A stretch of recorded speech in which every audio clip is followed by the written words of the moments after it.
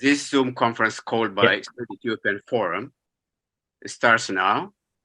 I'm Getachew Metaferia, a professor of political science at Morgan State University. I will serve as a moderator for this Zoom conference today. Ladies and gentlemen, welcome to this third Zoom conference called by Save Ethiopia Forum. I hope you will have a productive time today. This conference, conducted in English, is to reach out to the international community, stakeholders such as various governments, human rights organizations, and individuals who are engaged in human rights and peace activism. We wanted them to be aware of what is unraveling in Ethiopia and take preemptive actions to avoid the full-scale Rwanda type of genocide in Ethiopia. We are ringing the warning bell that the situation in the country is fast sliding towards genocide. Therefore, we want the entire world to wake up and take the necessary actions before it is too late. At the end of this conference, we expect to build awareness on the gross human rights violations in Ethiopia and urge every one of us to take all the peaceful actions to avoid human calamity. Finally, let me conclude by asking all of you this question. That is, if not us, then who? If not now, then when? Thank you very much for your time and indulgence. I will now introduce our keynote speaker. And today's keynote speaker is Ato Yared Hailemariam. He's a renowned human rights advocate and a researcher. And I don't think he needs much of an introduction. He is well known by all of us. He is here today in his individual capacity only. Ato Yared, I thank you so much for accepting our invitation to address our Zoom conference today. Without further ado, I'll kindly invite Ato Yared to address our audience now. Thank you, and it is yours now. Thank you, Professor Getachew. Good evening, colleagues and friends who joined from Africa and Europe, and good afternoon to those of you from the US. Ladies and gentlemen, distinguished guests and panelists, and all protocol observed, I'm delighted to be here with you all today to discuss on this important issue, the case of genocide in Ethiopia. I would like to thank Save Ethiopian Forum, the organizer of this conference, and particularly Professor Getachew Metaferia, who invited me to take part on this important conference as the keynote speaker. In my presentation, I would like to focus on major issues in relation with the crimes of genocide in the context of Ethiopia. And first, I will discuss a bit about the legal framework and the definition of genocide under international law. Then I will try to discuss major incidents that have been documented by human rights organizations in the last 3 or 4 decades and I will discuss also about the challenges of human rights organization on the monitoring, investigation, and documentation of atrocities, massacres, and gross human rights violation in Ethiopia, if I have enough time. Just to give a background definition and what's genocide mean. Of course, many of you have a better understanding about the term and the nature of the crime. Many studies show that genocide has become as one of the major problems in the 20th century, and it emerged in the rise of postmodernity and continues to evolve with current events in the contemporary political and social changes. Some writers say that no corner of the world seems immune from this form of collective violence. It was in 1944 that, for the first time, the word genocide was coined by a Polish lawyer, Raphael Lemkin, in response to the Nazi policies of systemic murder of Jewish people during the Holocaust. Although the term genocide is familiar to many people, please allow me to say a few things about genocide, its definition under the international law, how it becomes recognized as international crime. There might be few people have no clear understanding of what genocide is, how it is carried out, about the concept of genocide and how these crimes occurred and what mechanisms are necessary for its commission. The word genocide consists of two words. Genos, it's a Greek prefix meaning race or tribe, and cide is a Latin suffix meaning killing. Raphael Lemkin led the campaign also to have a genocide recognized as a codified as an international crime. Then for the first time, the United Nations recognized genocide as a crime under international law on its General Assembly in 1946, following the decision of the UN General Assembly. Genocide codified as an international crime under the Convention on the Prevention and Punishment of crime of genocide, and which has been ratified also in 1948 and entered into force in January 1951. Article 2 of this convention defines genocide as any of the following acts committed with intent of destroy, in which in a whole or part of a national, ethnical, racial, religious group, such as by killing members of the group, causing serious bodily or mental harm to members of the group, deliberately inflicting on the group conditions of life calculated to bring about its physical destruction in a whole or in part, imposing measures intended to prevent births within the group, forcibly transferring children of the group to another area or to another group. According to this article, the definition of genocide is stated into two elements that should constitute the crime.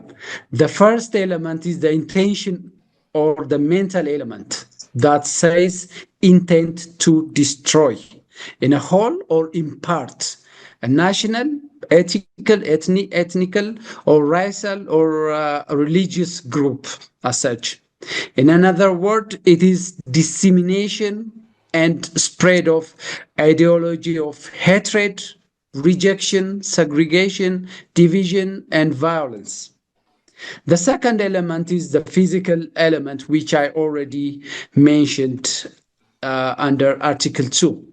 The next question is, in what situation that this crime can be committed? Article 1 of the Genocide Convention established that the crime of genocide may take place in the context of an armed conflict, either international or non-international, but also in the context of peaceful situation. Genocide is also defined as an international crime in the Rome Statute of the International Criminal Court, ICC, under Article 6, under the Statute of the International Criminal Tribunal for Rwanda, ICTR, under Article 2, and the Statute of the International Criminal Tribunal for the former Yugoslavia, ICTY, under Article 4. There are states of genocidal crimes. These crimes has never just happened without giving any sign or set of circumstance or climate in which it can take place. Some scholars and researchers identify and develop different signs and states of genocide that lead to the crime. A division of us and them among the community, or a national visual manifestation of hatred or hostility towards other groups, discrimination or denies civil rights to identify groups, dehumanization by treating others with no form of human dignity, destruction of a targeted group in an organized and planned action, polarization and spread message of the hate about the targeted group, segregation, internally displaced and expropriated, and persecution of identified victims because of their ethnicity or religion. A deliberate and systemic campaign of violence against identified victims and the perpetrators or latter generations deny the existence of this crime. These are the signs and the stages of genocide. So based on this background, let me go through major incidents that have been documented by human rights organizations in the case of Ethiopia. Let me start from the massacre of Amharas and Christian citizens since 1990s. The ongoing persecution of the Amhara people of Ethiopia started in the early 1990s since TPLF occupying many parts of the country. Large-scale killings and massacres of innocent Amhara civilians followed the implementation of the ethnic federalism system.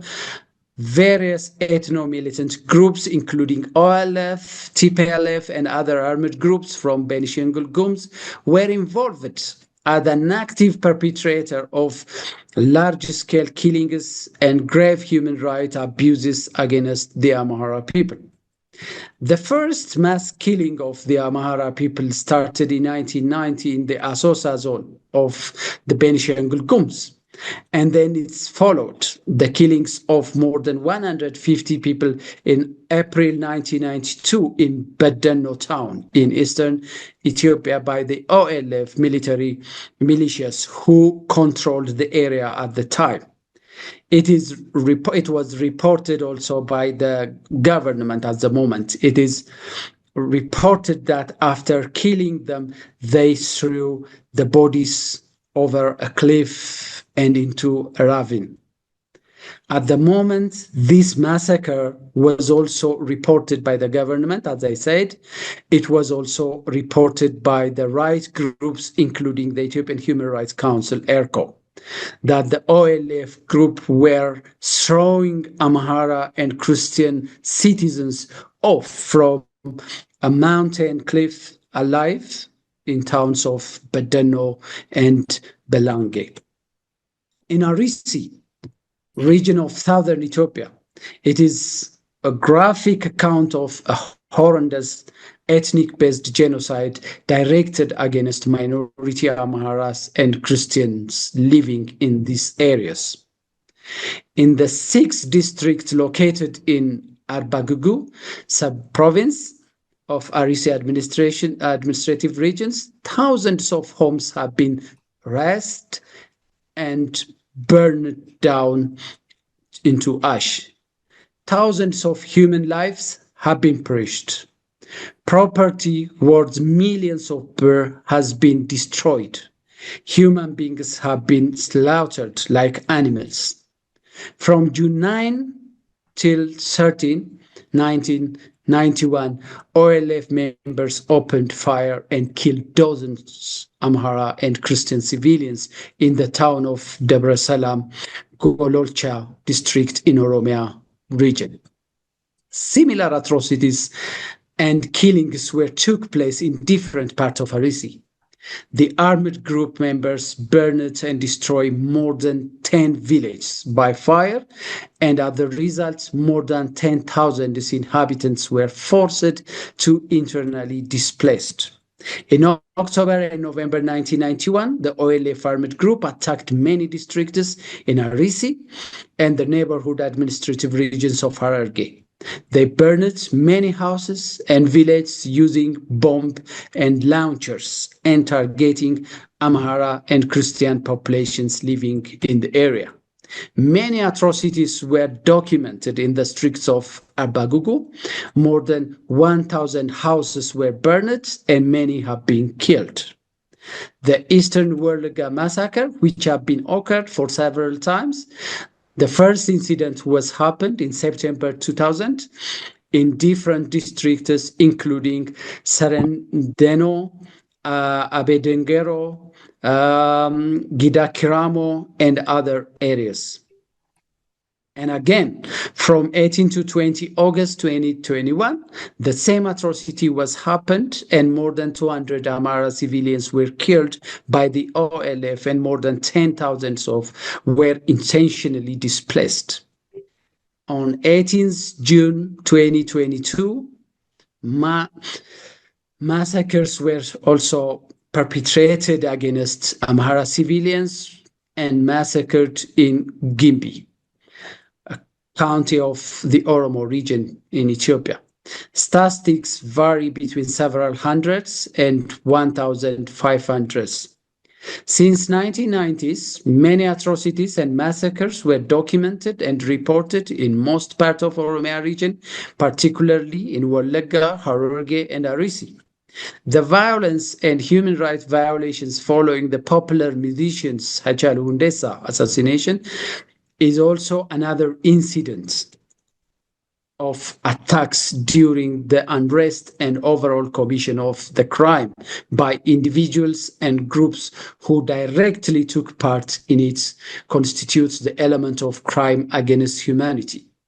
According to the report of the Ethiopian Human Rights Commission, which is under the government structure, a large number of people organized in groups, for the most part, moved from place to place, killed, bodily and mentally injure and displace peoples, destroy property.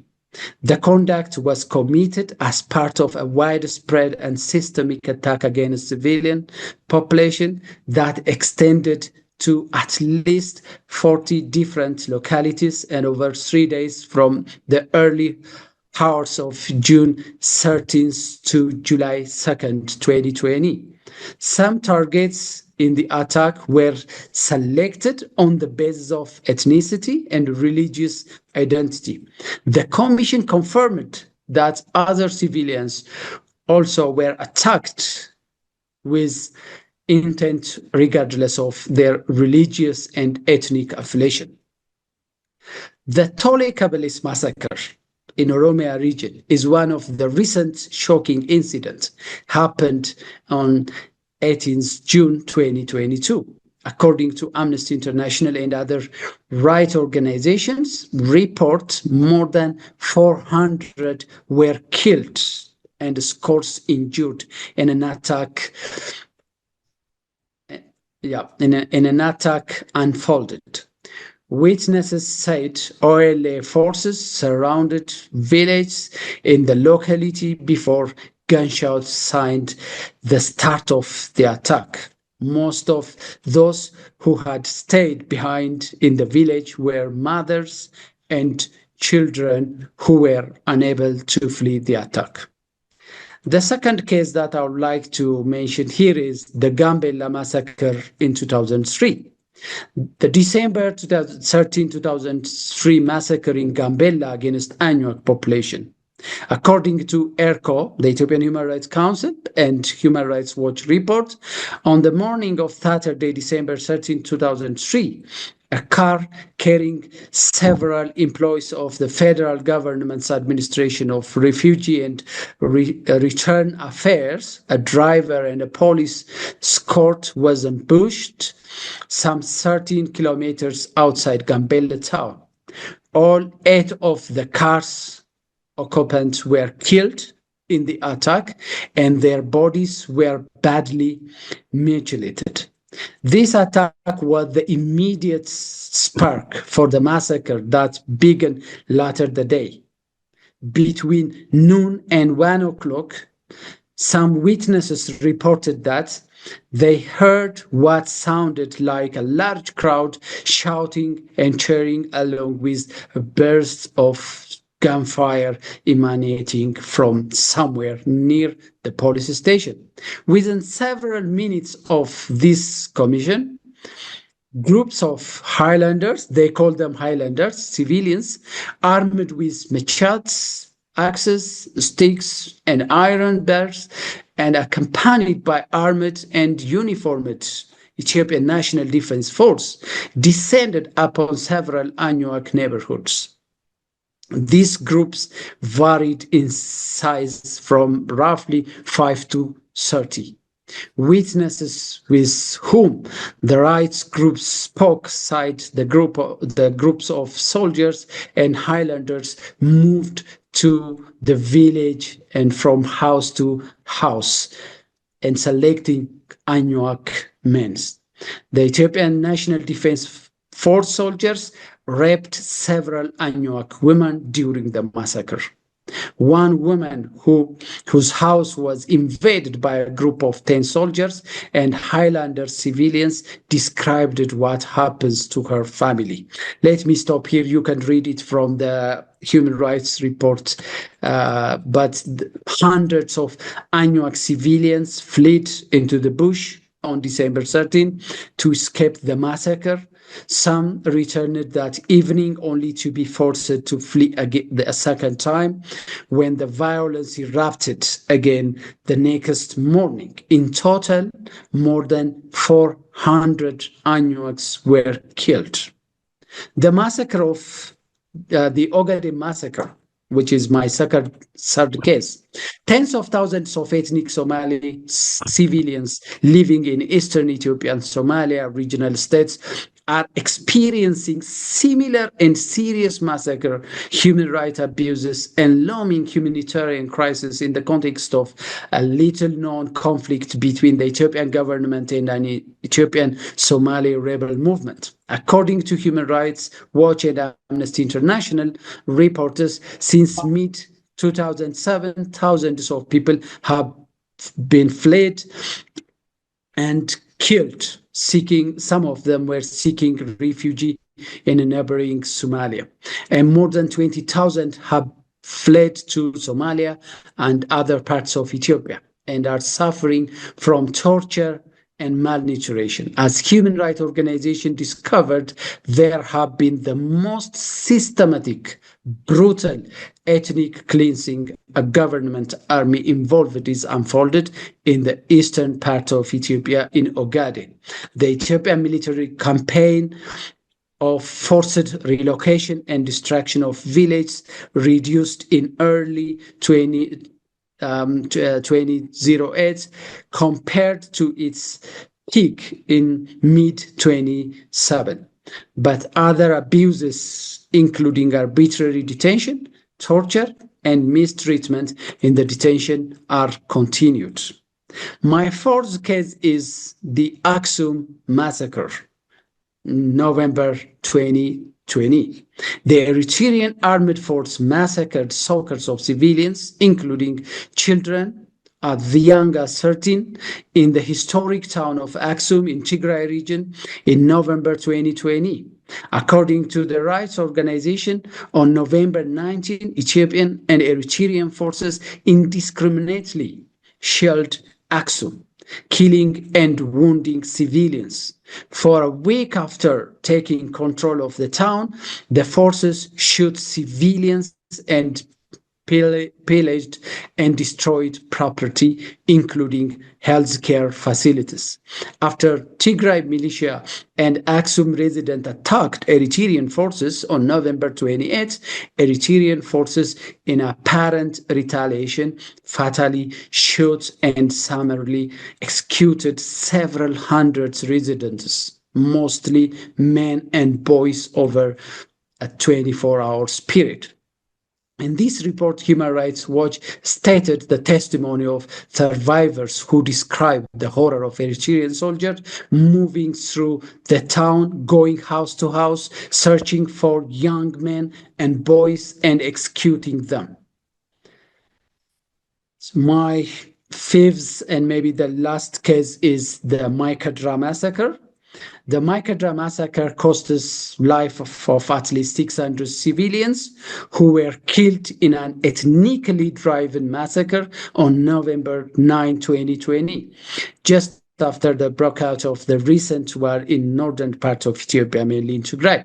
The Ethiopian Human Rights Commission has found that the atrocity massacre of civilians has been committed by an informal group of Tigrayan users known as Samri, aided and abetted by members of what was then the local administration and security established in Mai-Kadra in Tigray region, Western Zone, on November 9th, 2020. Let me conclude my presentation with a message of the UN Secretary General Antonio Guterres.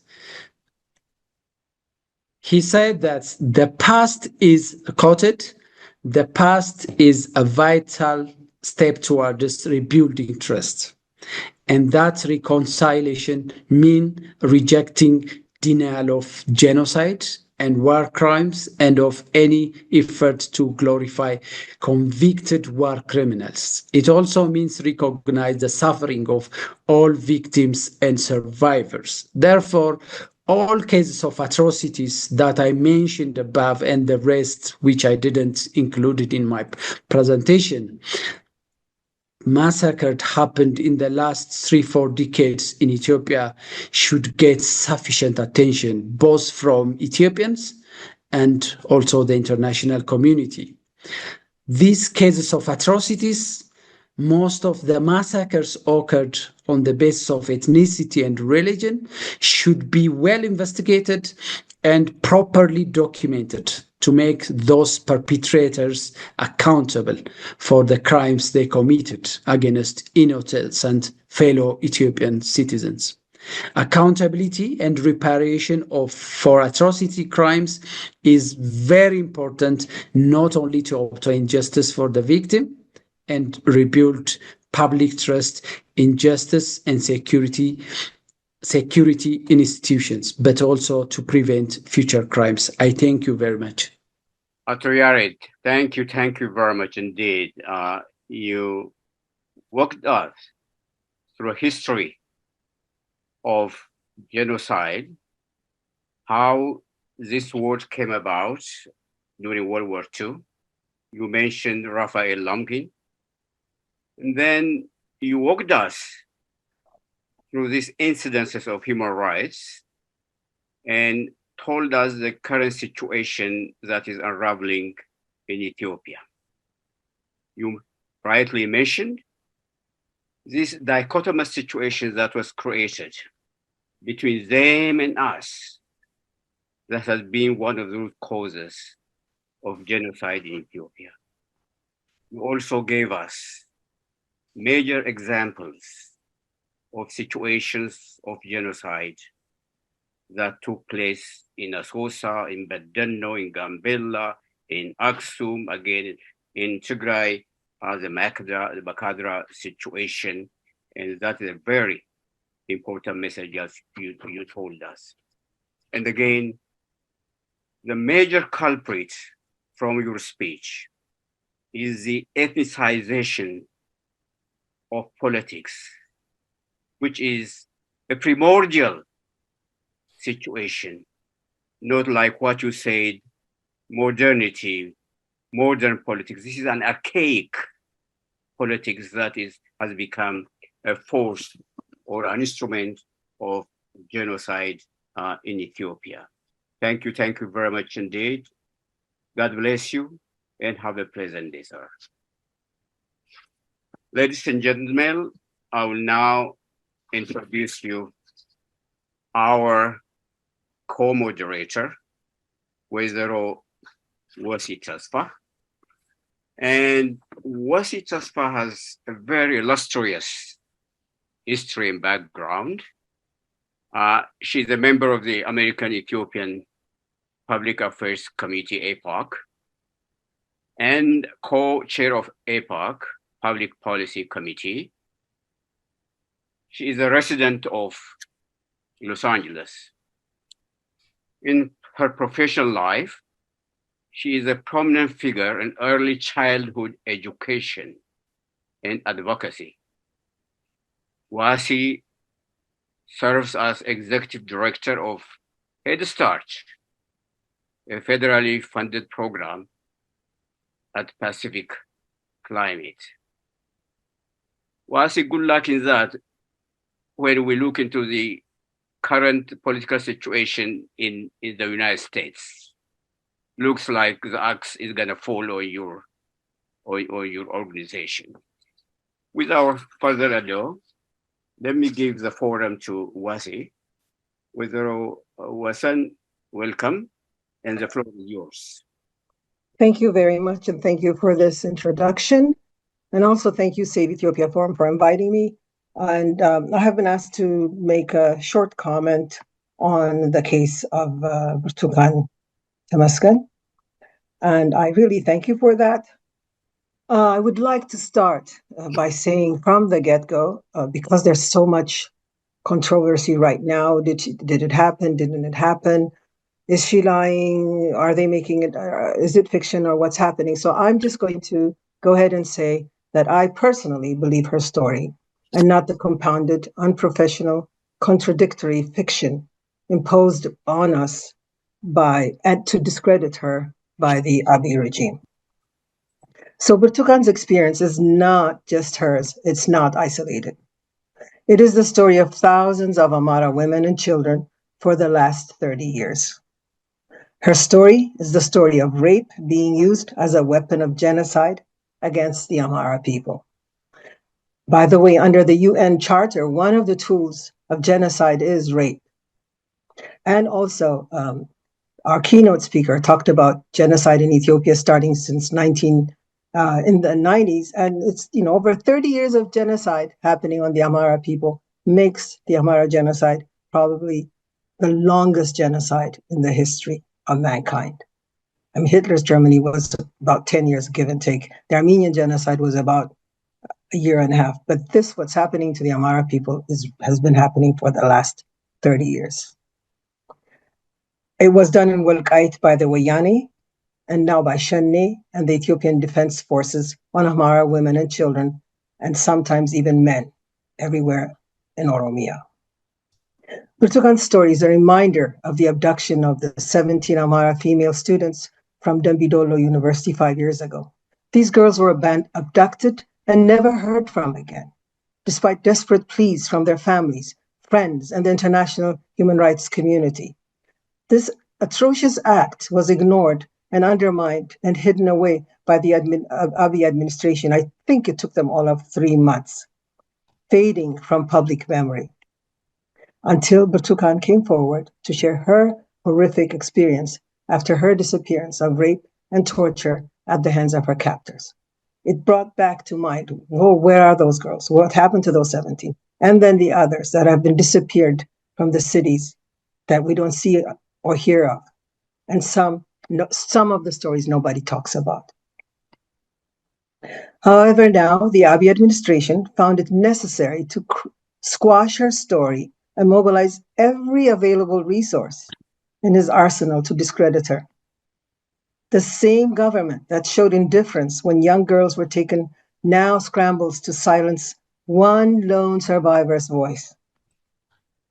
With absolute horror and dismay, we witnessed the Ethiopian government, including all those in power, flexing their muscles and mobilizing their troops, including Oromia's president, Shimelis Abdisa, Field Marshal Birhanu Jula, the University Administration of Dambidolo, government-controlled media, the Ministry of Education, and Jawar's OMN, all working in unison to dismiss Birtukan's testimony. I just wonder why. I wonder why, if it wasn't true, why all of them had to just jump on her. They attacked and intimidated her, branding her a liar and denying that anything happened to her. And please let us not forget, she is a traumatized victim of rape. Media outlets, politicians, friends, and even Birtukan herself have been coerced into participating in this grotesque charade aimed at erasing her truth. But the truth is out, and it is very hard to erase, no matter how much you pour over it.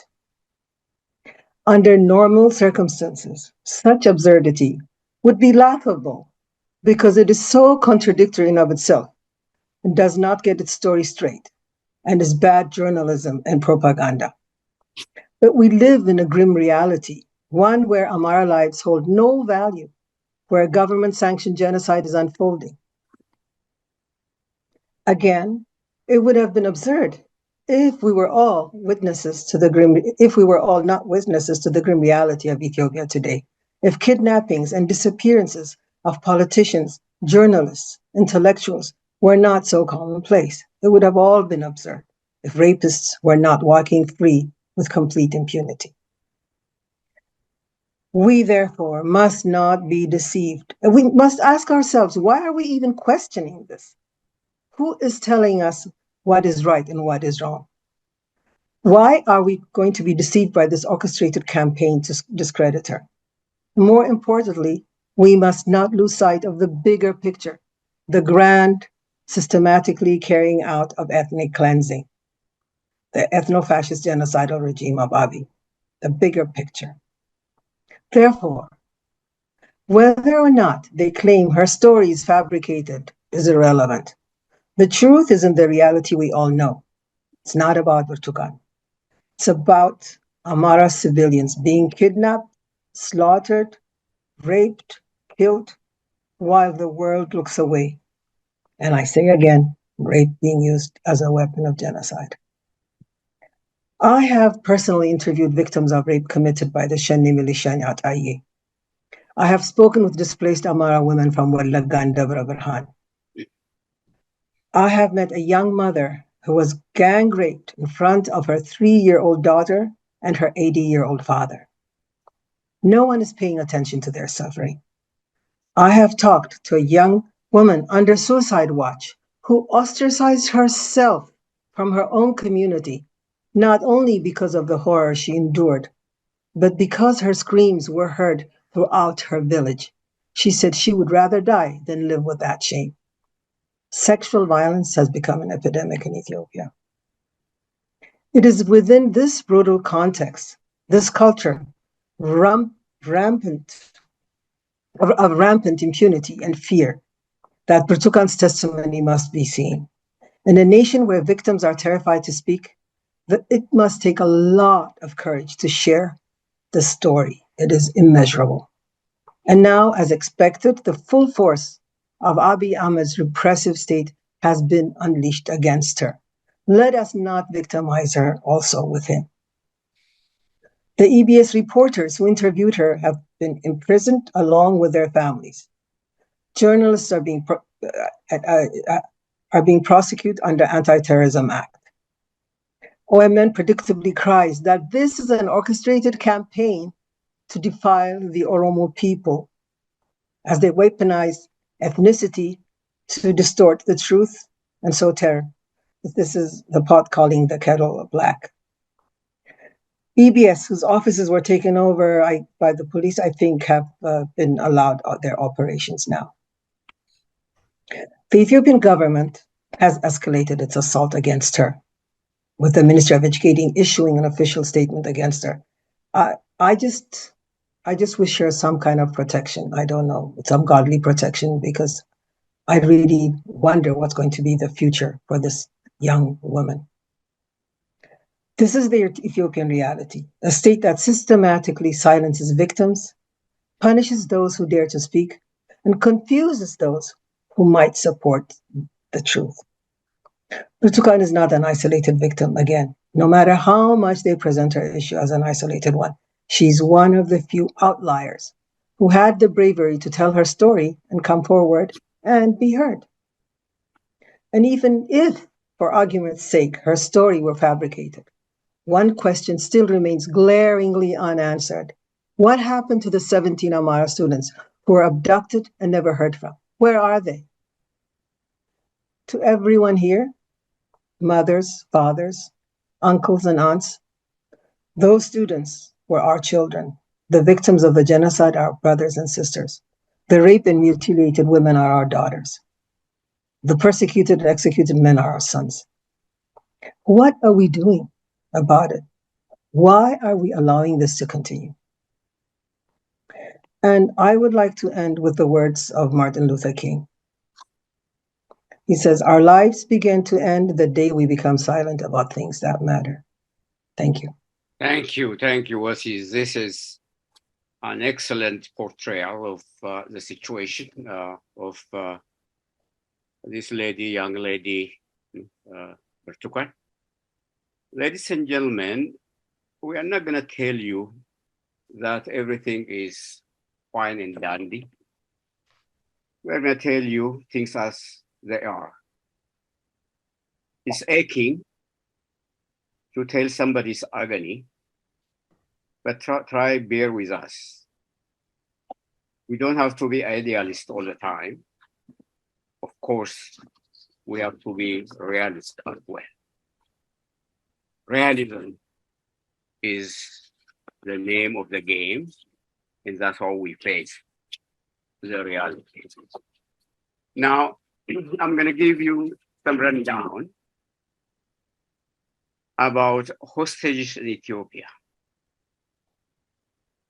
I will narrate and give you a bird's eye view of the various abductions and killings of Ethiopians, mainly Amharas and members of the Ethiopian Orthodox Tewahedo Church in the Oromia region.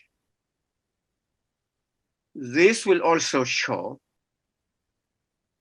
you that the dire situation and human rights abuse in Ethiopia needs to be addressed by all of us. As they say during the civil rights movement, called the Civil Rights Anthem, we shall overcome. Yes, indeed, we shall overcome. I have a report,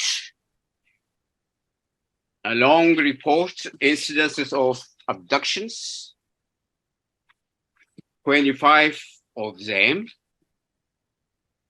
I'm not gonna bore you by telling you all of them, but I'll flesh out 4 or 5 of them across the board and narrate that for you. I will start with saying that, although it was written in Amharic, I endeavor to translate, so I'll read you that. First,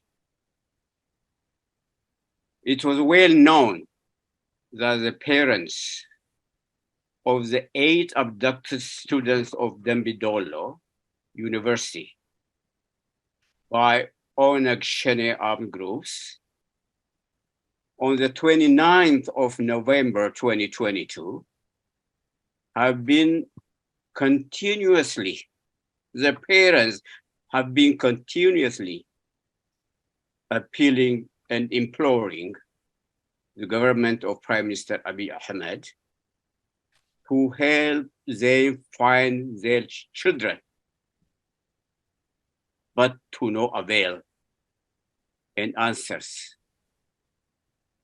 And they're all from the Amhara region. No trace of them to date. Again, based on credible reports, here are some of the cases of abductions. One, in Oromia region, Northern Shawa, Jarso district on July the 20th, 2024. The BBC reported 60 students to have been abducted from public transportation. The abductors demanded $1.5 million per person to secure their releases. Second, again, in the Oromia region, Welliso Zone 4, 4 young boys were abducted by Onek Shani again. A ransom was asked to secure the release of their children. When the parents managed to raise the ransom and went to pay the abductors, listen here, went to pay the abductors, all parents were held hostages. What a saddening event. Again, in Eastern RCs, Robe Radda region, around the Medhani Alam Ethiopian Orthodox Church premise. What happened was that Ato Afa Bakala was killed. He's an Oromo, but happened to be an Orthodox faith followers. Deacons Gazahain Lemma, Katama Kasa, Gashahun Dese were taken as hostages, as reported by Mahabara Kaddusan media. I don't want to bore you, finally. Again, in Oromia, Kelil, Western Shawa Zone, Adibarga, Warada. On the 21st of November 2022, more than 30 employees of the Dangote factory were held hostages. They were redeemed after paying a ransom of $300,000 to $500,000 or the birr. For those of you who do not know the Dangote Group, it is a Nigerian multinational industrial conglomerate. With that, I'll end my report here, and then I will introduce you to another speaker here today. Prior to that, I will give you. Wasi is the one to this. Yeah. Okay, I'll give the rundown of today's program. Do you want me to give the rundown of today's program? Sure, you can do that. Short, but in a minute. In short, yeah. What do we expect from today's program? How does it go? Today's meeting we'll have Mr. Jeffrey Pierce, who is a freedom writer and a journalist. And then we'll have a bravado music by a lady musician, a film by Mr. Graham Peebles, who is a writer and charity worker and filmmaker, will be casted. And then we'll have a film by Matasa, who is a journalist and human rights advocate. And then at the end, we'll have a Q&A, opinion sharing, and talk about a way forward. That will be the first view of our program today. Now, I will give you Wasi to introduce the next speaker, Jeffrey Pierce. Wasi. Jeff is a resident of Canada. He's a journalist, he's a historian, he's a novelist, and he's a career surrealist. So you can ask him about that later.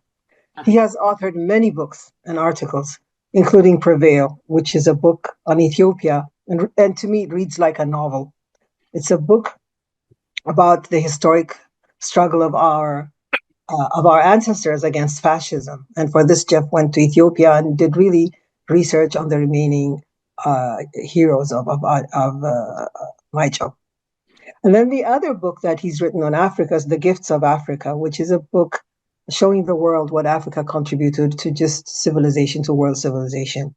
And another book of his is Winged Bull, which is about the Middle East. And for this, he went to Kurdistan and interviewed the Kurdish army near Mosul. He's investigated dangerous realms of street gangs, and he's taught journalism in Myanmar. He has written novels, books on history and current affairs, and staged plays that have been performed in Toronto and Las Vegas. To me, Jeff is one of those writers like the caliber of John Reed. Those of you who know 10 Days That Shook the Earth, that was John. Yeah, so with this, I give you Jeff. Okay. Thank you for that, Wasi. And thank you all for having me. And my thanks go out especially to Professor Acha, who recruited me for this conference. As usual, I'm going to apologize to my Ethiopian friends and allies for mispronouncing names and places and still not being fluent in Amharic. I was told that this event is largely aimed, or at least it was designed to be aimed, at an audience beyond the normal communities and groups that I and my fellow speakers regularly talk to. And I've been fiddling with my speech even up to this very minute. But I consider that a frickin' landmark that we're even doing this in English, and I'll get to that in a moment. If we actually manage to get people beyond the normal scope, and I apologize for reading, that will be a minor miracle. I've been banging on, shouting at the top of my lungs for diaspora organizations to do this for 2 whole years. I plan to bitch and criticize you, and if you cut me off, that'll be too bad, because I'm going to be publishing this speech later within minutes after I get off this conference. Anyway, let's get on with it. It shouldn't be difficult exposing a genocide. I have discovered to my horror that's far easier to invent one. And I'll get to that in a bit. But first, Wasi spoke about this earlier. I didn't have time to consult with others to check, so I apologize for some repetition, because this has to do with Bertakan Temesson. And for those who don't know, at least you'll get a couple of more details if you're not familiar with the case, if you're an outsider, to explain. I'm not going to go into all the grisly details because they're just, oh God, they're just too horrible. You either have to watch the original report or listen to Bertakan herself. She was once a pharmacy student at Dembadolo University. I'm probably mispronouncing that. And she and more than a dozen other young women and a few men were kidnapped by ethnic extremists in the Oromia region. The women were gang raped. They were horrifically violated.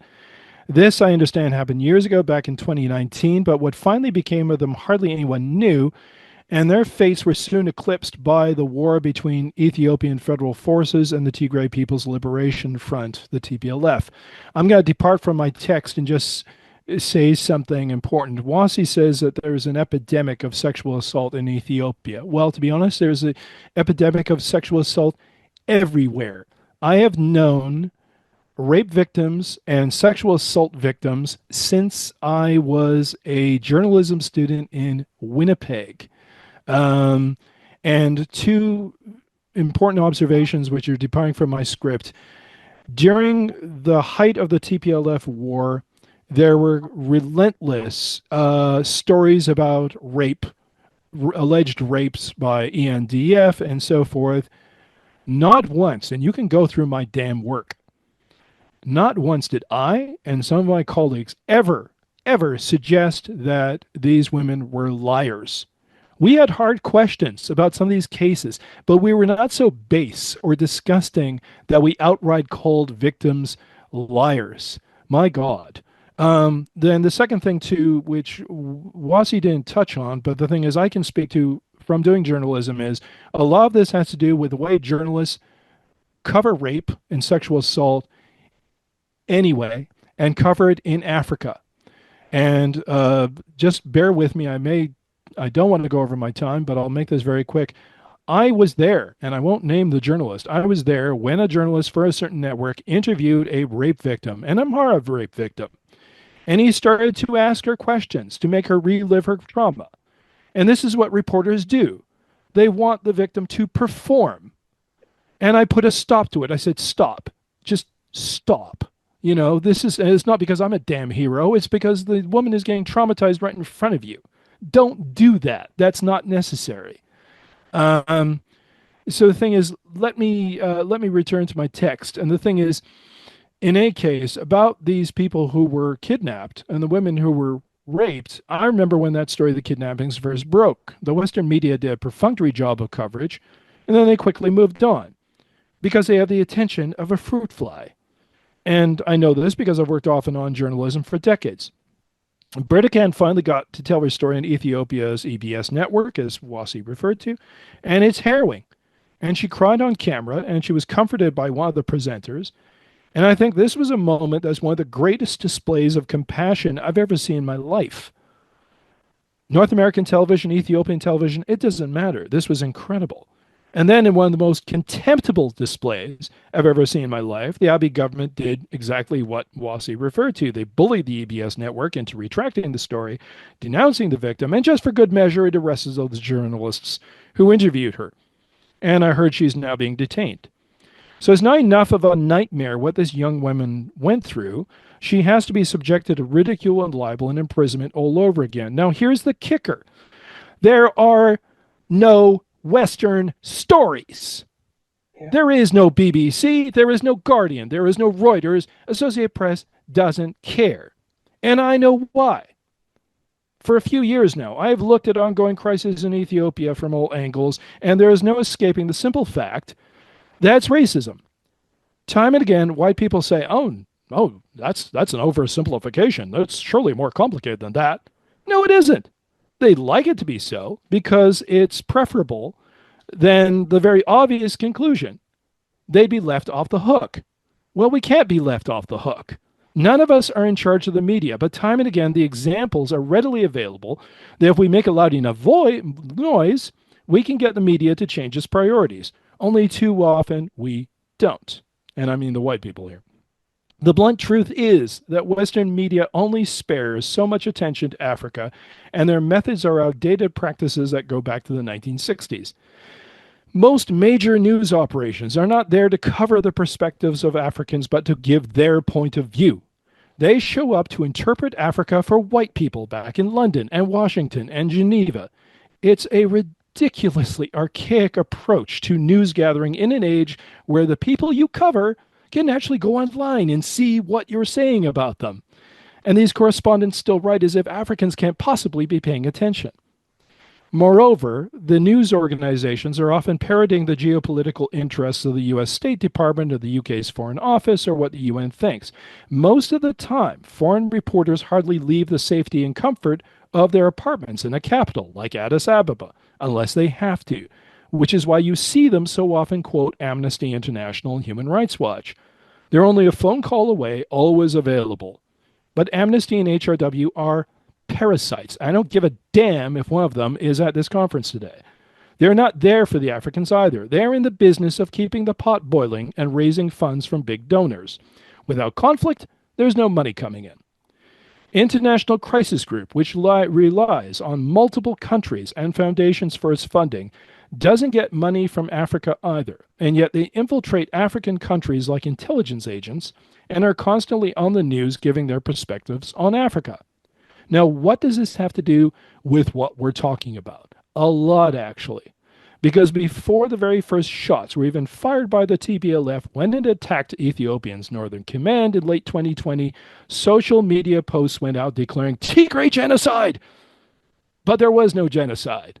I can prove it. Others can prove it. What was plastered all over news sites about an Axum massacre didn't happen the way its witnesses said it did. It couldn't have, because there's video on YouTube that clearly shows the church peaceful and on a sunny afternoon, right when TPLF spokespersons say blood was spilling out in its courtyard. There was no famine. A top official for the World Food Program wrote a short book cataloging the lies that were peddled and how there was food insecurity, but no famine. The New York Times was stupid enough and racist enough that its photographer in Tigray shot photos of TPLF child soldiers, but didn't even clue in until social media backlash over what he revealed. And then the Western media collectively tried to pretend there were no child soldiers.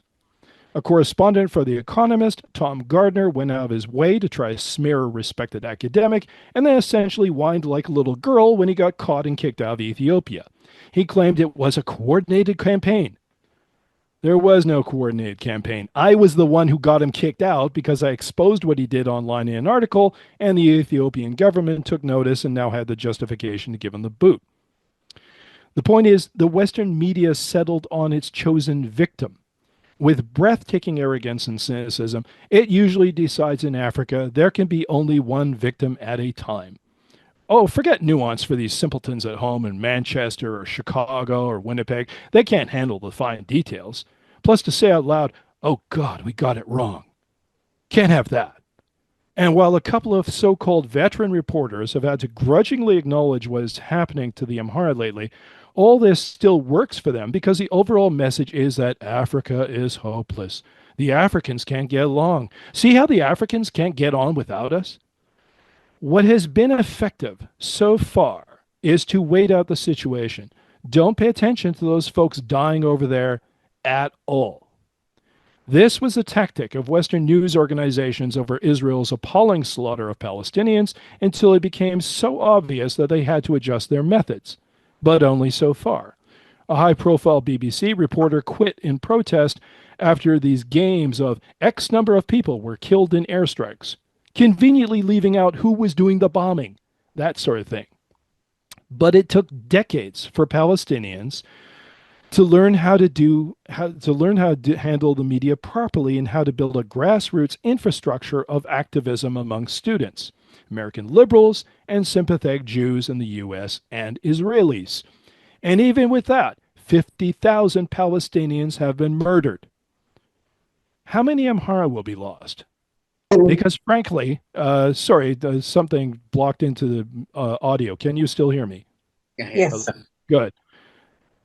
As I was saying, how many Amhara will be lost? Because frankly, and I'm not betraying any secrets here, Ethiopian diaspora organizations have been conflicted, but even worse, they are laughably, tragically, hopelessly incompetent at media relations.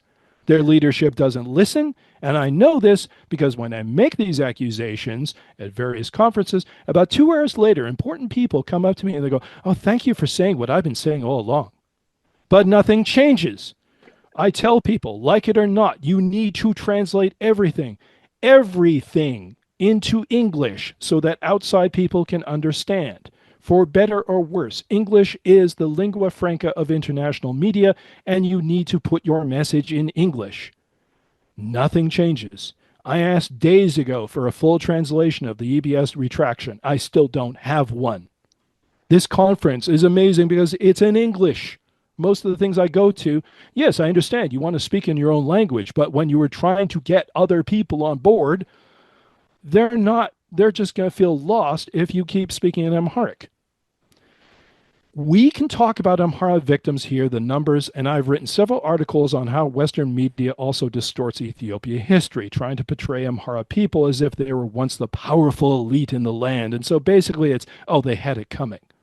This is, of course, another lie. The truth is that different ethnic groups ruled the country over the centuries. But more importantly, if this cause is to be effective and find traction and get the story out, it has to come to grips with a media that is standing in our way. I've never fought a war.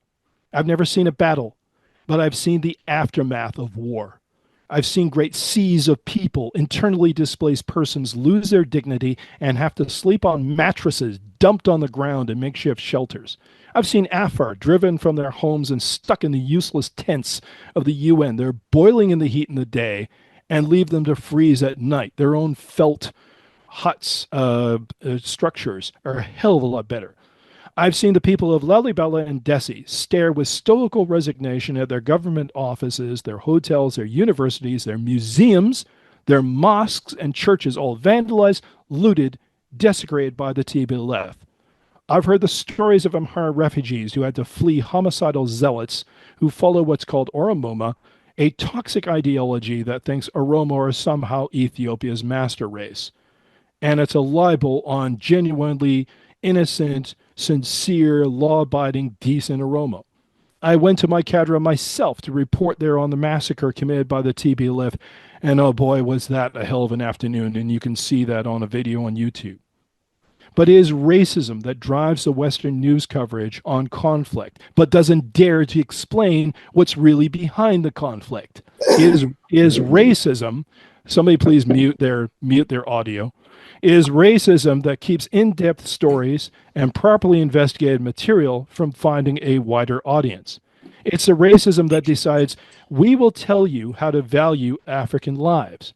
We know better. We're the BBC. We're Reuters. It doesn't matter what you say. It matters what this spokesperson for Human Rights Watch says. And of course, he's in New York or London, nowhere near what's going on. Again, somebody please mute their audio because that's very distracting. I am sure critics will argue, how easy for you to say it's racism. You get to claim that and you stand apart. But they would miss the point. It's appalling. It's downright criminally shameful that the only two white people who have been consistently speaking out on this issue, as far as I can see, are participating today. And that's Graham Peebles and myself. And our participation doesn't make us saints. That doesn't make us heroes. The Ethiopians saved us by showing us what real compassion and what real civilization is in the face of barbarism, and for allowing us to try to help them is a great privilege, and I feel I owe them many times over. But the fact that there's only two of us here, that makes us failures in my book. We failed to persuade others in North America and Europe about what is happening, and so have many of you. Come on, if we were successful, you'd have more diverse folks here. You'd see more white faces, more Asian people, more people of Middle East descent marching in solidarity at your protests. But you don't, and that's on us. And it's on you and the diaspora organizations who are complacent and won't learn and refuse to adapt.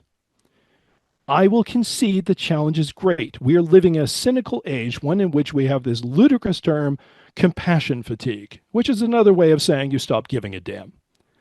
But I know I can still care about the Burmese and care about the Iranians and still care about the Amhara, even as I care about the Afar and the Amhara. And the reality is that the way the story is told is designed to erode that compassion, to wear down sympathy. Again, the Africans are presented as hopeless. In the case of the manufactured narrative for the TPLF, we were told by the BBC and Associated Press that these rebels were fighting for a new country, that they were persecuted for their regional ambitions and faced extermination. Well, funny how the media stopped talking about an independent Tigray the minute Getachew Reda bowed like a sycophantic waiter at a television ceremony and accepted a framed plaque from Abiy Ahmed, the man he and his colleagues wanted to hold before a war crimes tribunal. Why this matters is because the Western media realizes it was conned, but it can't admit it was conned. So now it abdicates its responsibility to cover genuine victims facing real ethnic cleansing. It's an ugly fact, but we won't win the day by sharing Berdakan's story by itself or the horror stories of countless Amhara. The media regularly sells tales of woe from Ukraine, Sudan, Armenia, and when it feels in the mood, Palestine. It's in the disaster business. It sells chaos. The only way through is to tell about all the Burdicans, yes, but to also share the reality of the struggle by the grassroots militia units collectively known as Fano. Fano, who isn't fighting for just Amhara, but for a new constitution and a reformed Ethiopia where all ethnicities will be safe. Fano contradicts the sanctimonious white wisdom that you need Americans or Europeans to help Africans save themselves. Fano didn't set out to defy the racist stereotypes, but it does, in the same way that the No More movement once defied Western media bias during the TPLF war and got smeared as a government put-up job. Ethiopians know better. They know it's racism, and Fano keeps getting depicted as just another ethnic force when over and over they've stated clearly that their goal is to fight for everyone. It is the only force that has any hope of leading the country out of its ethnic nightmare. To build awareness, we need to give people a narrative that includes hope, not just suffering. And any true friend of the Amhara, indeed all the Ethiopian people, would stop this cowardly game of praising Fano when the phone cams aren't recording and then dare not breathe its name in public. If white Ukrainians are entitled to defend their homeland and citizens, so are you, and you should raise your voices for Fano. I am telling you, there is a way out of this fog of indifference and media neglect. It will mean using a simultaneous carrot and stick approach. And I guarantee that even if you were adversarial to the media, many of them will keep coming back. Some will try going around you or ignoring you or subverting you by choosing morons who like to be on TV or quoted in the papers instead of your designated spokesperson. These are all tricks. If anyone bothered to ask, I could teach you how to deal with them, but so far, no one has asked. No one has hired me beyond writing the occasional news release or protest letter. Back during the TPLF war, a couple of lobbyists were hired for a while who simply took the diaspora's money and did nothing to change Washington's mind. Instead of investing in a smart media relations and grassroots activism strategy. And it's still like this. A shrug of the shoulders, and let's march again on Saturday. We have 3 minutes. Yes, I'm almost done. This is the apathy and incompetence of the diaspora organizations. They should be rushing to learn, to especially learn what's worked and what hasn't with the Palestinians and the Ukrainians. But they don't. And that's too bad because they're running out of time. In the greater scheme of things, Western media will be forced to cover the story because no actual genocide can be ignored forever. It will be the callous greed for ratings and views online, but the motivation doesn't matter. The conflict merchants will still come. I can't hide my contempt for those in this profession I sometimes share, but I do recognize their usefulness. Unlike some, however, I see no upside to the plight of Amhara being validated by stupid white people. I want us to get the spotlight on these horrors, but again offer a narrative with hope. That's because I fully expect Western governments to try to do again what they did with the Pretoria Agreement, and that is to manipulate the political outcome. They can get away with this better if it's done with little attention.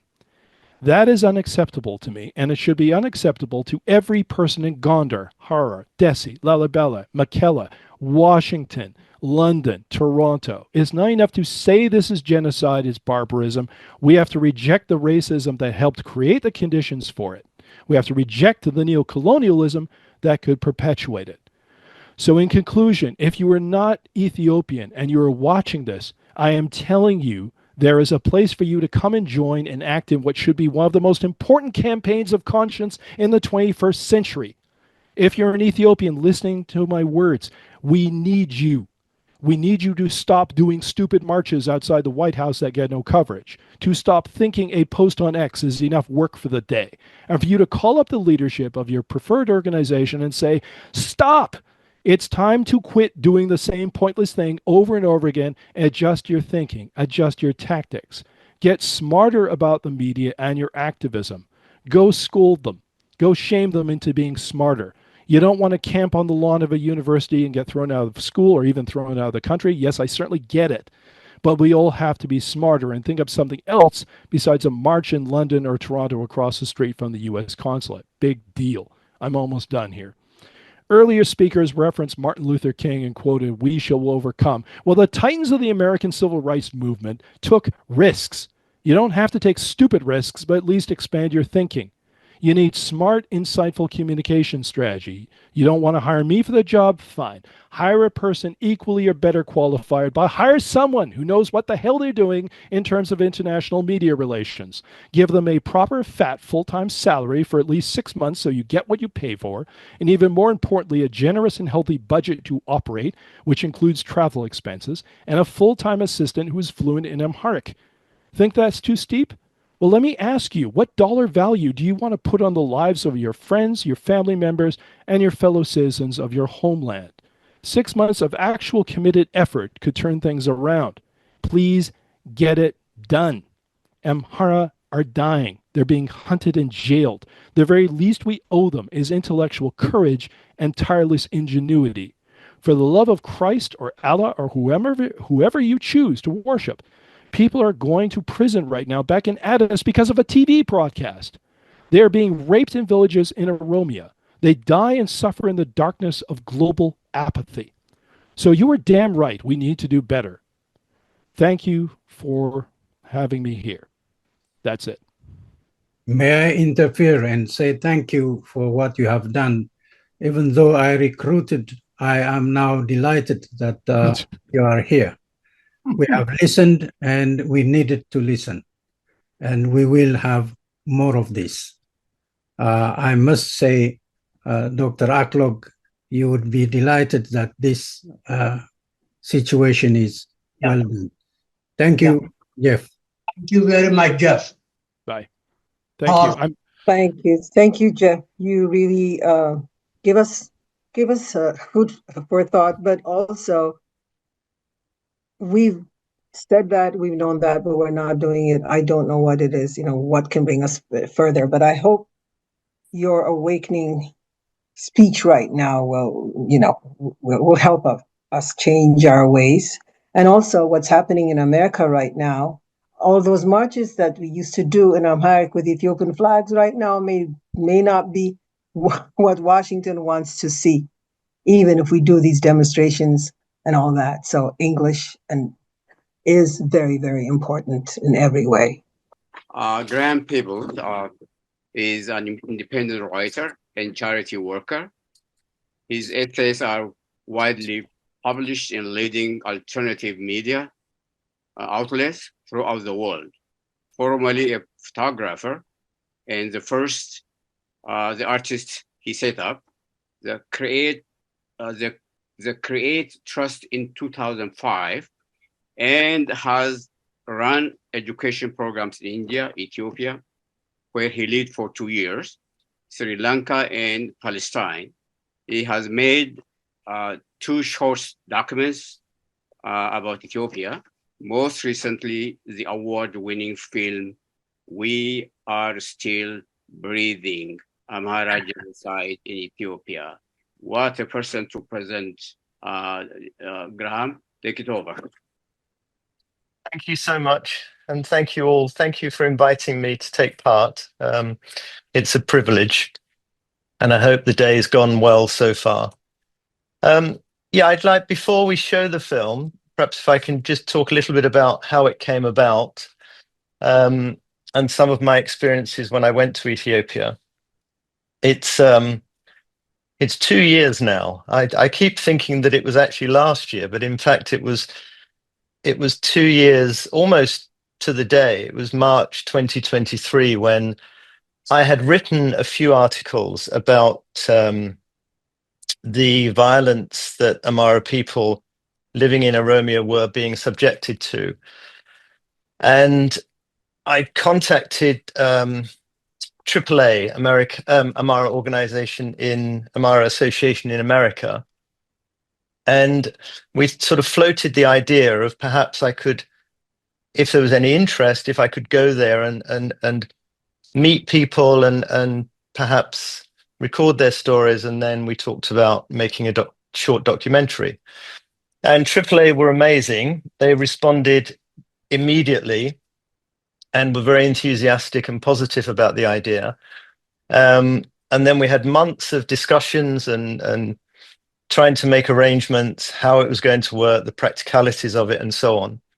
I eventually went in June and took a young camera woman from London with me. We had, I think, about 2 or 3 weeks before I was due to go. We had a translator in place, an Ethiopian, quite a well-known, I think, Ethiopian activist who was living in Addis. And just before I was about to go, she was arrested, taken from her home. And so we lost, so that was absolutely, obviously horrific for her and her family. It meant we lost a translator. So I arrived in Addis, me and this young English camera woman, and without a translator, without anything sort of being organized. And then a local production chap who was working with AAA, he'd arranged for a young translator to come or an young Ethiopian girl who potentially might translate, to meet me. She was lovely. She came and met me. Her English was very good.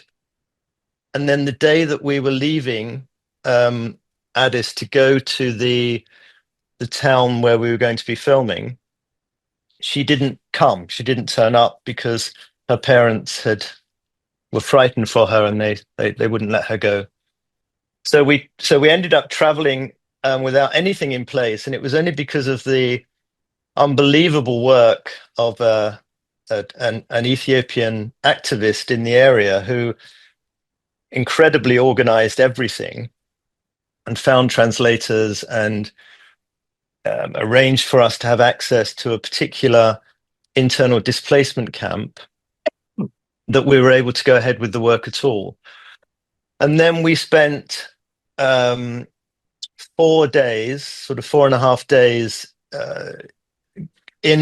we were staying in a hotel. We went into an internal displacement camp every day.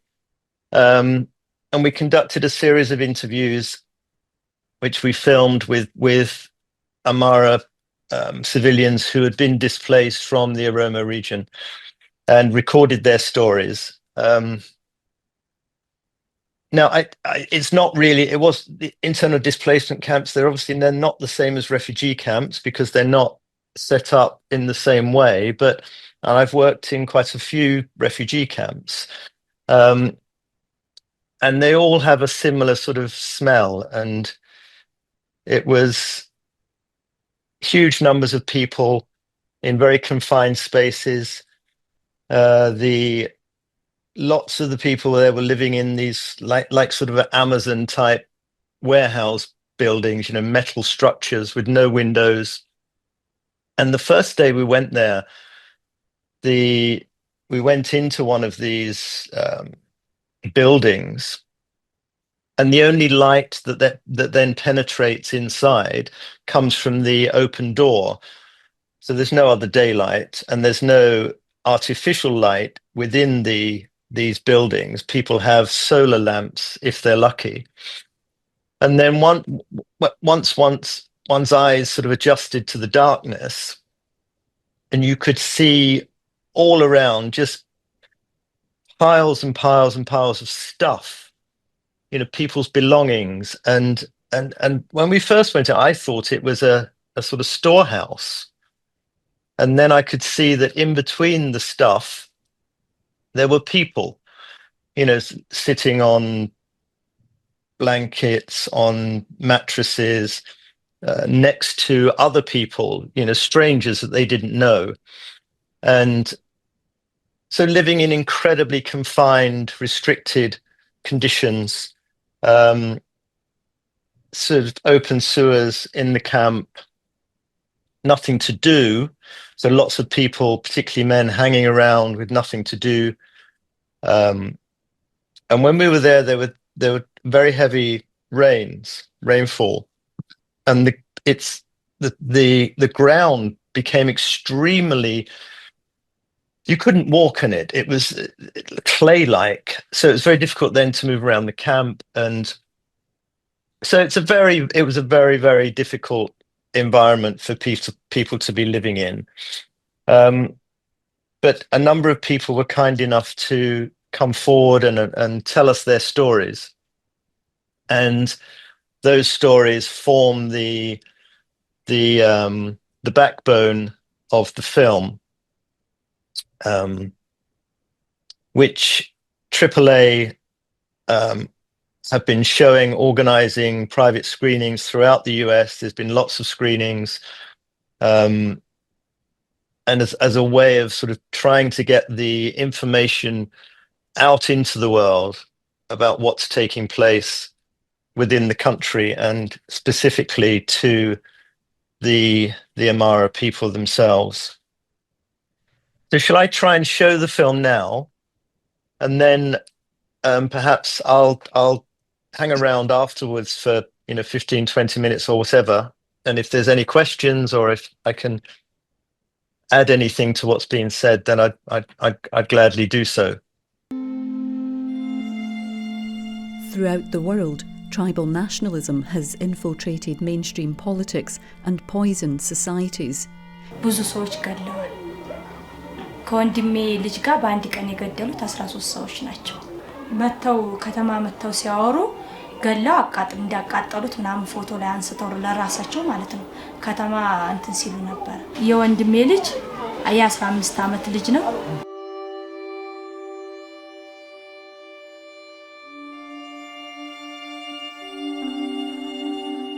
ያው ልጆቹን ተኛሉ መቷቸው እዛ ይሄን የሞታውን በ6 ጥይት እዚያ መቱት። The precise number of Amhara civilians killed is unclear. Estimates ranged from 30 to 50,000 and beyond.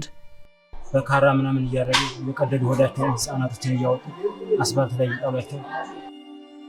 በፊት ሳይመጣ በፊት በቃ በሰላም ከነሱ ጋር ጎረቤት ነን። በቃ በጣም ተስማምተን ነው አብረን የምንኖረው ማለት ነው። የአማራዎች ነን ይወጣል የሚገሉንም ወደ ኋላ መተውም ያቃጥሉንም አማራዎችን ብቻ ነው። እንግዲህ ሸኔ የሚባለው ቡድን መጀመሪያ በብሔር ኦሮሞ ናቸው። በእኛ ላይ እንግዲህ እርምጃ ሊወስዱ የቻሉበት ምክንያቱ በአማራነታችን ብቻ ኦሮሚያ ለኦሮሞ ብቻ ትገባለች እንጂ ለአማራ መኖሪያ ሊሆን አይችልም። ሁሉም ገደሉ። ቄሶች ቤተክርስቲያን ሊዋጡ ገደሉ። እኔ እንደኔ ግን መቼም ቢሆን ይቅር እምላቸው አይመስለኝም።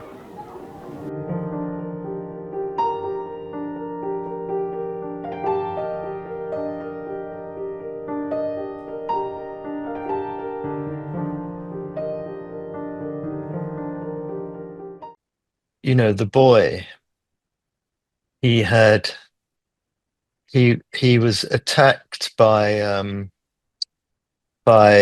the military, and they with a machete cut his arm off and left him for dead. He was just left on the roadside, and I think the soldiers must have just assumed that he would have bled out and died, but miraculously he didn't. He was saved, and an ambulance came and he was taken to hospital, and he's and the 4 people that we spoke to, these are representatives, of course, of thousands and thousands and thousands of people. But I think the way to understand collective suffering, or the way to, I don't think we can understand collective suffering is the first thing to say, but the way to have any kind of appreciation or sense of what it must be like is through individuals. And the boy, he was very young, but he was completely a shell of a man. His everything, he'd lost his arm, but he'd lost everything, and his father had gone mad. Apparently his father had a mental breakdown and had run away, and the family didn't know where he was. So that level of trauma is so deep that it destroys not just individual lives, it destroys the lives of generations. If there's a way of using the film, I mean, AAA have been doing their best to get it seen, but I think that when we originally made the film, and the obviously the main purpose is to raise awareness of the issue, the talk was of trying to raise awareness within the West and within Western governments and so on. But I have to say, my view of that is that it's a waste of time, and I think it's the wrong approach. I think particularly now, but it's been the case historically as well. Western governments aren't really interested in the plight of sub-Saharan African countries. They are interested in how things affect their own national self-interest. And now, particularly with the Trump administration, which is incredibly inward-looking, that will be even more the case. So, I know it's extremely difficult, but I think if I think the focus of attention should be on trying to mobilize the people. In 2015, wasn't it, when the previous government fell? That was really on the back of wide-scale public protests. Yeah. And it's something like that is what's needed now. If somehow, I know last year there were huge demonstrations in Kenya, and a government policy was reversed as a result. Now, the Abiy regime isn't the Kenyan regime; it's more repressive, but nevertheless, there's no other way really, other than mobilizing large groups of people, particularly young people, and relentlessly demanding change.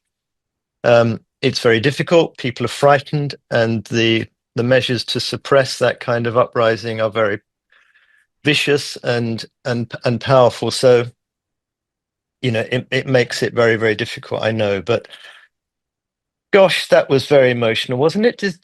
Did you feel emotional, you guys, or is it just me? Yes. Definitely. We are all human beings. Again, a picture is worth 1,000 words, as they say. It's absolutely true. It really is true. And I've only made 2 films. I mean, this was the second film. I made a film about the Ogaden. I can't remember what year it was now, but because again, I'd written about that was when Meles was in power, and I went to Dadaab refugee camp in Kenya 4 times, and we made this film. And then it was shown at the UN Human Rights Council, the opening time it was shown. And the idea was we'd show the film and then I would take questions and so on. But after the film had been shown, it was equally powerful as it wasn't as good a film as this one, but it was very powerful nevertheless. And the room was just, you could have heard a pin drop. It was just silent, and there was nothing to say really. And that's you can talk about strategies and, what you should be doing and what you shouldn't be doing and organizing and so on. And there's nothing wrong with that. But when you see and hear human suffering and the scale that people are experiencing, it breaks your heart really.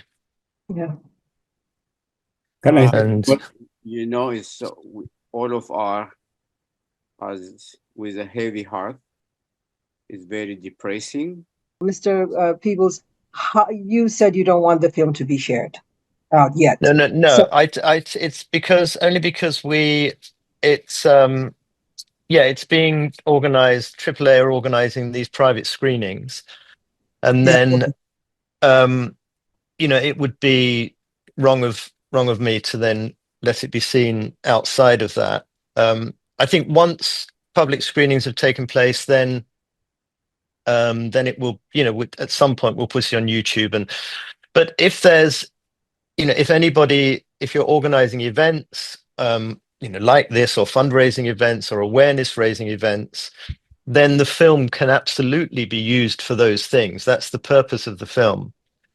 I mean, I just wish there was a way of getting it seen in Ethiopia.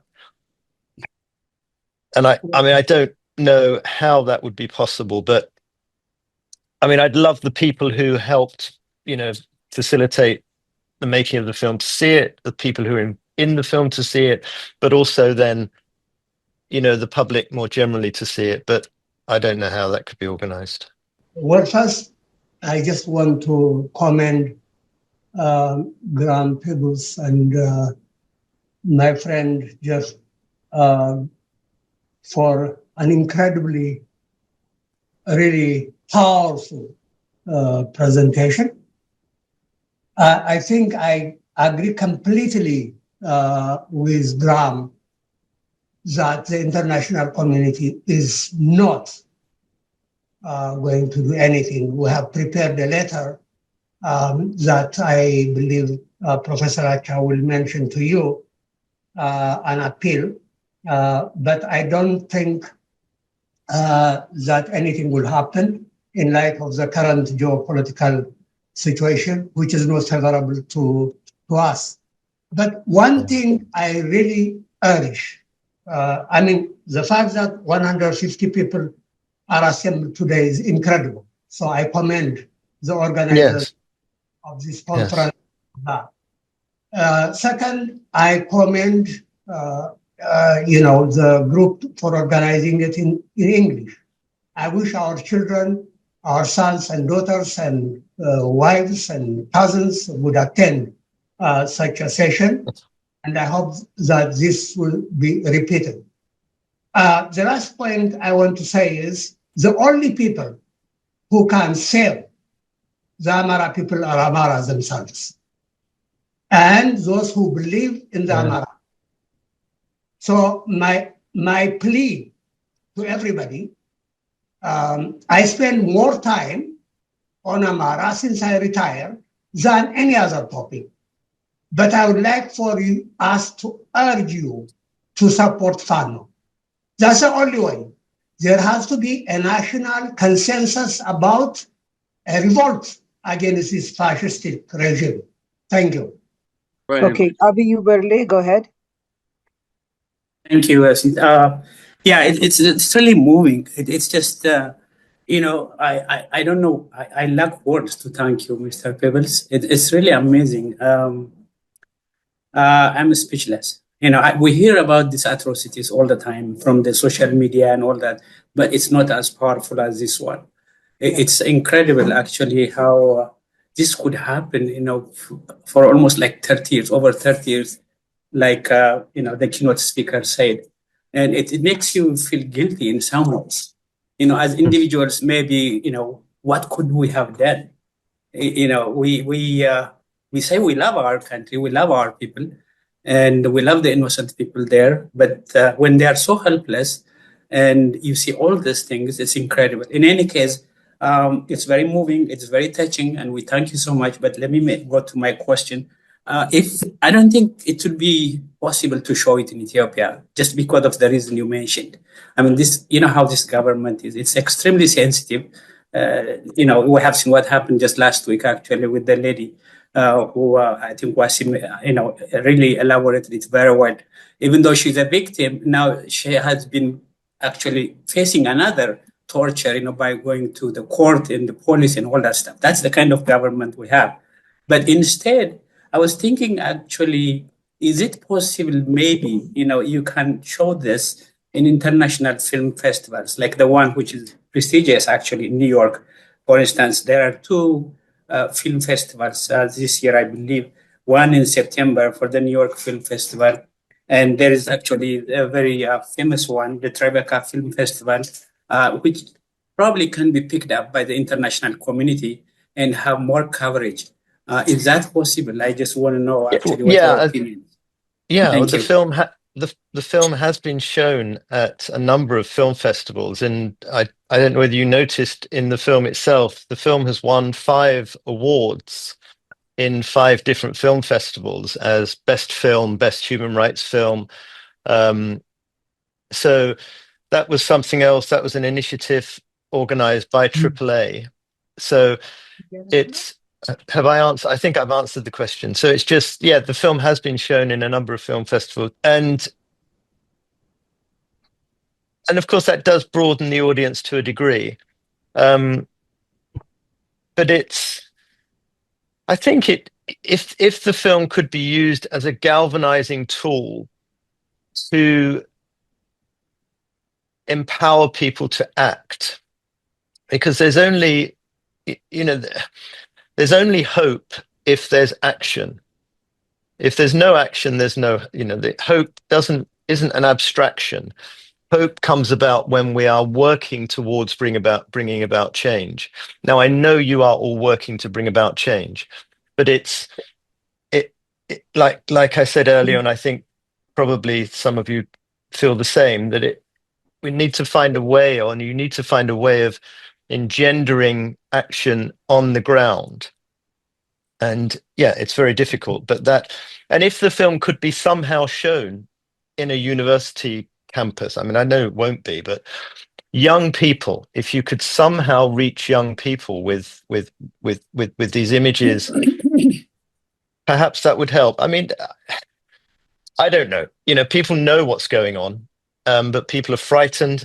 And, you know, the way that dictatorships and that monsters like Abiy remain in office and maintain power is, A, they create fear, and B, they create then, you know, a world in which people are exhausted. You know, people are physically, emotionally, and mentally drained. So they're kept in a state of tension all the time, where all they're trying to do is survive, the majority of people. So in that kind of environment, you know, it's very difficult then to organize yourselves and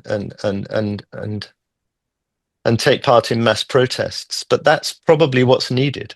I just want to thank Mr. Peebles for reinforcing what we have seen in many parts of Ethiopia during our human rights and humanitarian work through the Global Alliance. I have personally visited several IDP camps and personally witnessed how people are traumatized with all atrocities. Yeah. But as far as making best use of this documentary, I think we should work closely with the AAA to organize a campaign, starting with showing it to our own communities, so that we can create a unity of purpose. The desperate civic organizations with the diaspora are so much dispersed and don't coordinate their actions. We cannot be effective unless we unite. That's the first step. And then maybe organize a conference with congressional leaders and staffers like the Ethiopian American Public Affairs Committee organized and show it to a few leadership. And that way we can effectively use it to effective lobbying purposes. And then if there is any way where it can be sneaked into Ethiopia, we can work on that. Sneaked in. I like that better. Sneaked in. Yeah, I think that's it's a very, very good idea what you said, and that, you know, if because there does seem to be lots of different disparate groups, and you know, if you could find a way of bringing them together under one umbrella. I think the problem in the world, the problem in Ethiopia is a microcosm really of a lot of the issues we're facing globally, and this fragmentation and tribalism and division and so on. We need to find a way of bringing people together, even beyond. I'm somebody who's very critical of the nation state in itself. I think that the nation state is itself is problematic. Well, look at Trump. He's epitomizing the problems that come about through the identification of the nation state. It's we need to try to bring humanity together and remember that we are one, that we are brothers and sisters of one humanity. And the natural order of things is unity. The natural order of things is peace. It's when you take away those elements which create conflict, there is naturally peace. You don't have to create peace. Peace is naturally there when you take away the obstacles to its realization. And the obstacles to its realization, one of the key ones is tribalism. And of course, leaders like Abiy and Trump and so on, they know that, and they play on that by dividing people along ethnic lines, and because they're easier then to control. So yes. In every sense, all the work, the focus of all the work, I believe, should be to bring people together, to create a sense of, as Betru said, if initially there can be a sense of unity of purpose, and you could phrase that unity of purpose in lots of different ways. I think it's one thing I would say. I think it's often more effective to phrase things in a positive way. So unity of purpose to create a peaceful, harmonious Ethiopia, rather than unity of purpose to annihilate the Abiy regime. That's I think because it's the latter is a negative. We need to create a real sense of that there's a possibility of creating social unity, collective harmony, and people can start to live contented, happy lives. You can't do anything without peace. It's people living in these awful camps, or not even camps. I've seen, people just at the side of the road. Then they're not even in a camp. And so, of course, you can't think about anything. People are just desperate, trying to survive from one day to the next. I think, Betru, that's a very good strategy. And if the film can be used in any way to unify disparate groups and be an element in focusing the work, then I would do anything I can to support in any way I can. It's not much I can do, but I can always lend my voice if it's seen to be worthwhile. And as you've seen, everybody's so engaged, and it really touched our hearts. And we will connect, and hopefully this is what brings us together, to work together, because some of us have seen this film and it's been around some time. It's just that we are not all working together, that we were not able to rally everybody around it. So we will take Betru's advice and do that. So thank you so much, Graham Peebles. And our next speaker is Matasa. And Matasa herself, her bio says she's a human rights advocate, journalist, and aid worker. She has an academic background in nutrition and arts, and is one of the founders of ESAT. She played a significant role in advocacy, and currently she leads Ethiopian Satellite Network and also directs the Meti Menalesh program. So what I really want to say about Meti is I have seen a lot of the things that you've done in the country. She's been to a lot of these places where people have been displaced. So at this time, I don't have to speak a lot about her. I'd like to introduce Meti. And those of you in LA, you might remember her. We raised $600,000 for her to take back to Ethiopia, and she did, and she showed us all the films. She goes to places where no one goes. I'm telling you that she's just an incredible heroine, someone I really admire. Go ahead, Meti, you have the floor. Thank you very much, Oasi and everyone else. Thank you. The good thing about presenting after a few other panelists is that you don't have to do much because everything has been said. So I'm going to keep mine briefly, although I've got a couple of about 3 small, like short videos, which I'm going to play just to show you the areas that maybe you haven't seen. Some of you have, Oasi, and some of you who've been traveling to Ethiopia, you've seen this, but I'm just going to use them to prove my point. So I'm going to start by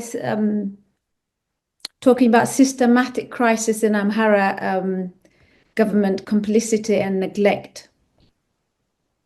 Killings of Amhara people in Oromia. I know there has been killings everywhere. Like Yared has explained, Yared is a very well-known human rights advocate. He runs so many human rights organizations. So he had all the details. So that's why I have to cut all these things down, because he told us more than enough.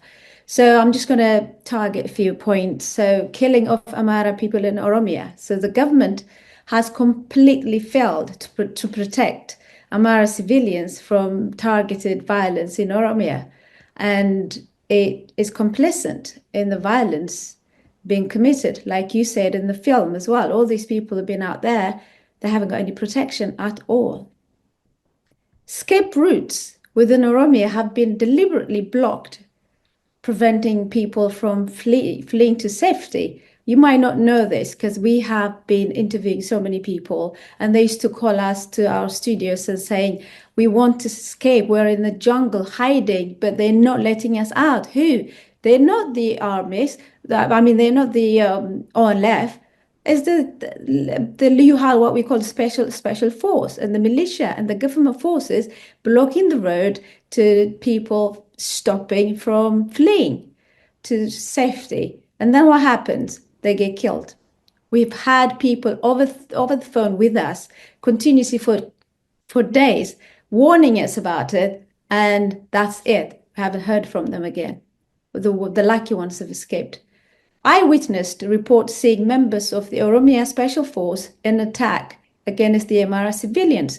It's also in that film that you've seen that they come in, Liyuhala or Special Force, and they were part of it. Just to briefly remind you, there has been Special Force trainings literally every year in Oromia. Oromia has the largest number of special forces, but it's in the Oromia region, all these atrocities are happening, but nobody can save them because it was part of the plan. Otherwise, they could easily stop all of these things. That's what the people in the interview was talking about. When the Special Force arrives, they said, oh, thank God they're here, but they did not save them. Those who managed to escape have been forced to return to their homes with no safeguarding in place, putting them at further risk of violence and abuse. If you remember, as I said, you've been to Debre Birhan and other places. By the way, it's not just in Debre Birhan, in Wello, all of the areas, and Haik and Jara and all that places, Lalibela and Samin Shua, other places. So what happens was they were staying there. The government hasn't acknowledged that their presence to begin with. But then in 2023, I was there around May, just my last visit to just see how they are. And they have been talks about returning them back to the area where they're being killed. And they were worried, sick about it. And nobody asked them, and they refused to go. And they were told, you have to go. And they've taken quite a big number of people back to Walaga, not to their homes. They don't have homes. I don't call them displaced people. These are homeless. They were rejected. They don't have homes. Nobody's responsible. The government told them that the government doesn't, want to hear about them. They don't have homes. They've been told that you do not belong here. That's the only home they were supposed to have, and they've lost it all. They do not go back to their homes because they haven't got homes.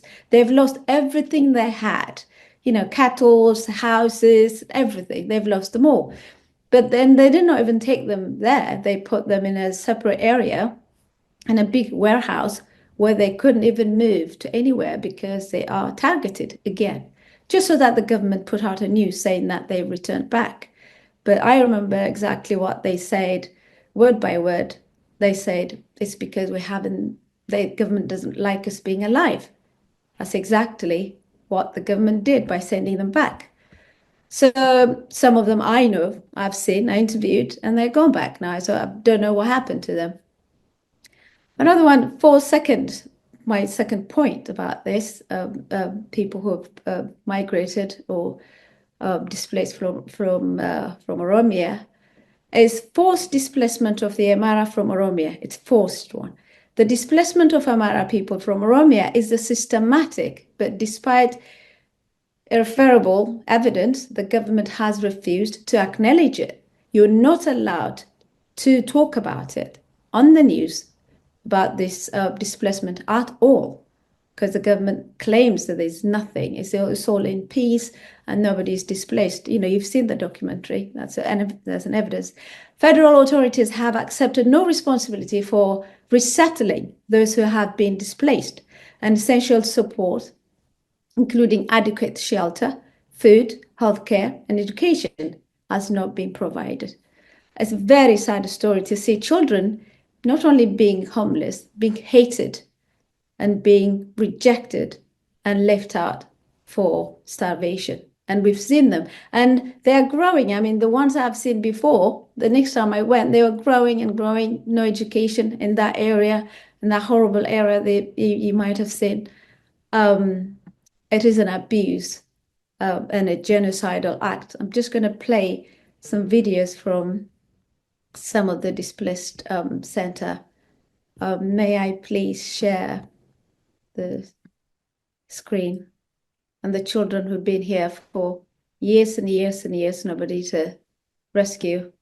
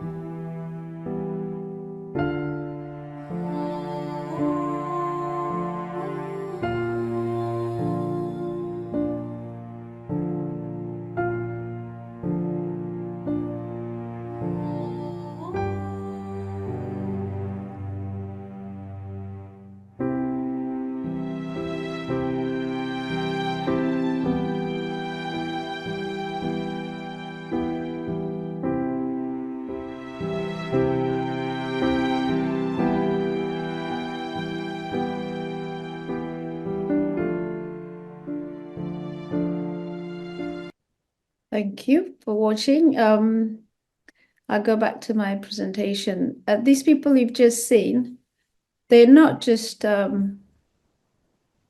most of them, they're soldiers, they're farmers, and they own big companies, and they own lots of, businesses, and they're not just, they only became no one when they migrated and displaced. But before that, they were useful people.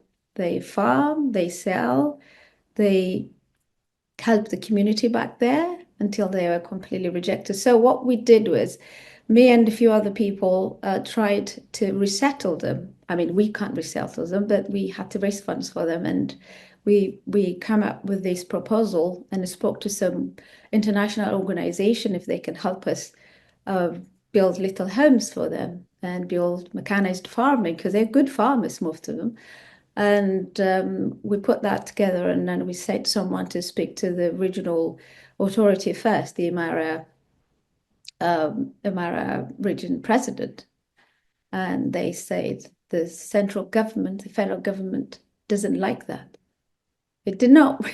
We did not say we want to do it. We just said we want to help them, but the government refused. And at one point, we even asked to, build little things and homes because they can't live in that shelter forever. Little homes in Deborah Brown, and they say, but they don't belong here.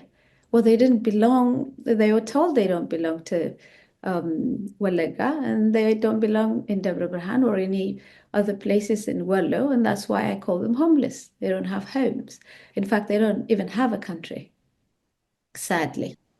So if the government kept claiming that it's not me, that's what the government felt to take responsibility of these atrocities and actions, and kept coming and say, well, it's not me, it's the Shani, whatever. But there's very little that the government did to help this. Okay, the government couldn't stop that, but could have sheltered them, resettled them, visit them. In Ethiopia, there are Syrian and other migrants in Ethiopia, right? So the government invited them to the palace for the iftar. I'm happy for that. But the government never, ever visit or acknowledged this part of the community, the Amhara community. They never visit them. In fact, it was all planned anyway. So as you know, there's millions of children don't go to school in Amhara region, and there's a famine in Wello, and it looks like it's all planned to destroy that community. The next one is the war.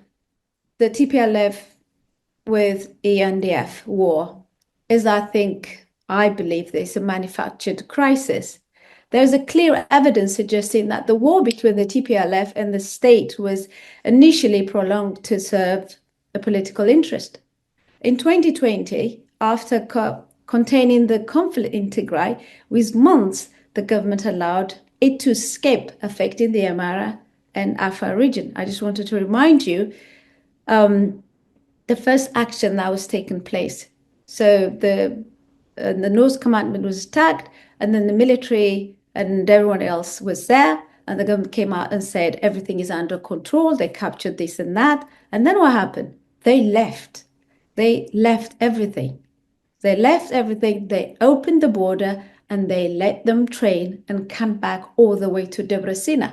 So I see this a deliberate action to destroy Amhara region mainly. I mean, they destroyed Afar as well because it is in the border. Well, also in the Afar region, I don't know if you've ever gone there. There's a big number of military power there, but there hasn't been much in Amhara region. In fact, every time the NDF, TDF or TPLF soldiers are nearby, they seem to be moving out, leaving the community completely vulnerable.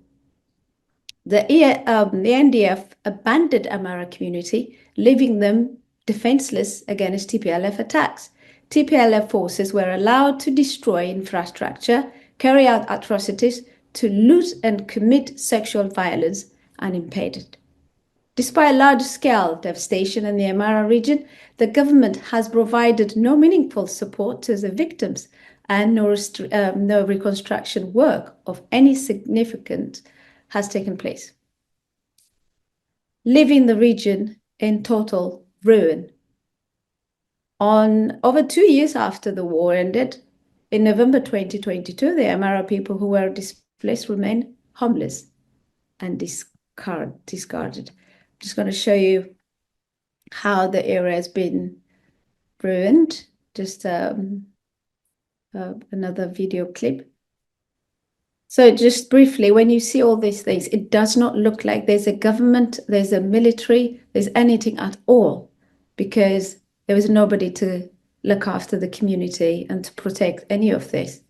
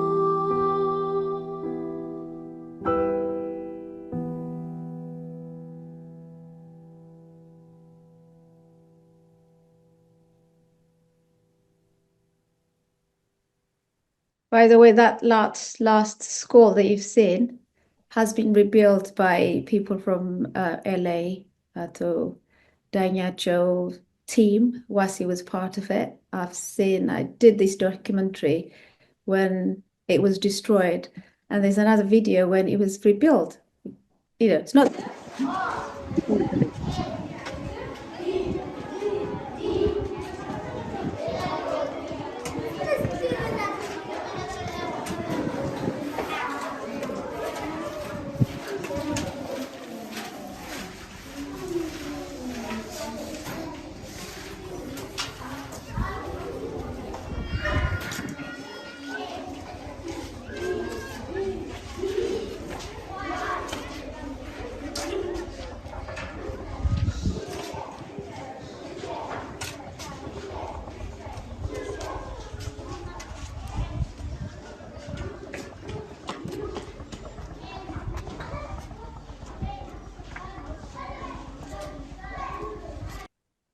So after the war, all the schools, hospitals, some of them were rebuilt by diaspora community and charity organization, people like us. It wasn't from the government. The government didn't do anything at all. In fact, created another war. There is so many victims on the ground that still hasn't been visited. I'm just going to play another video of the victim.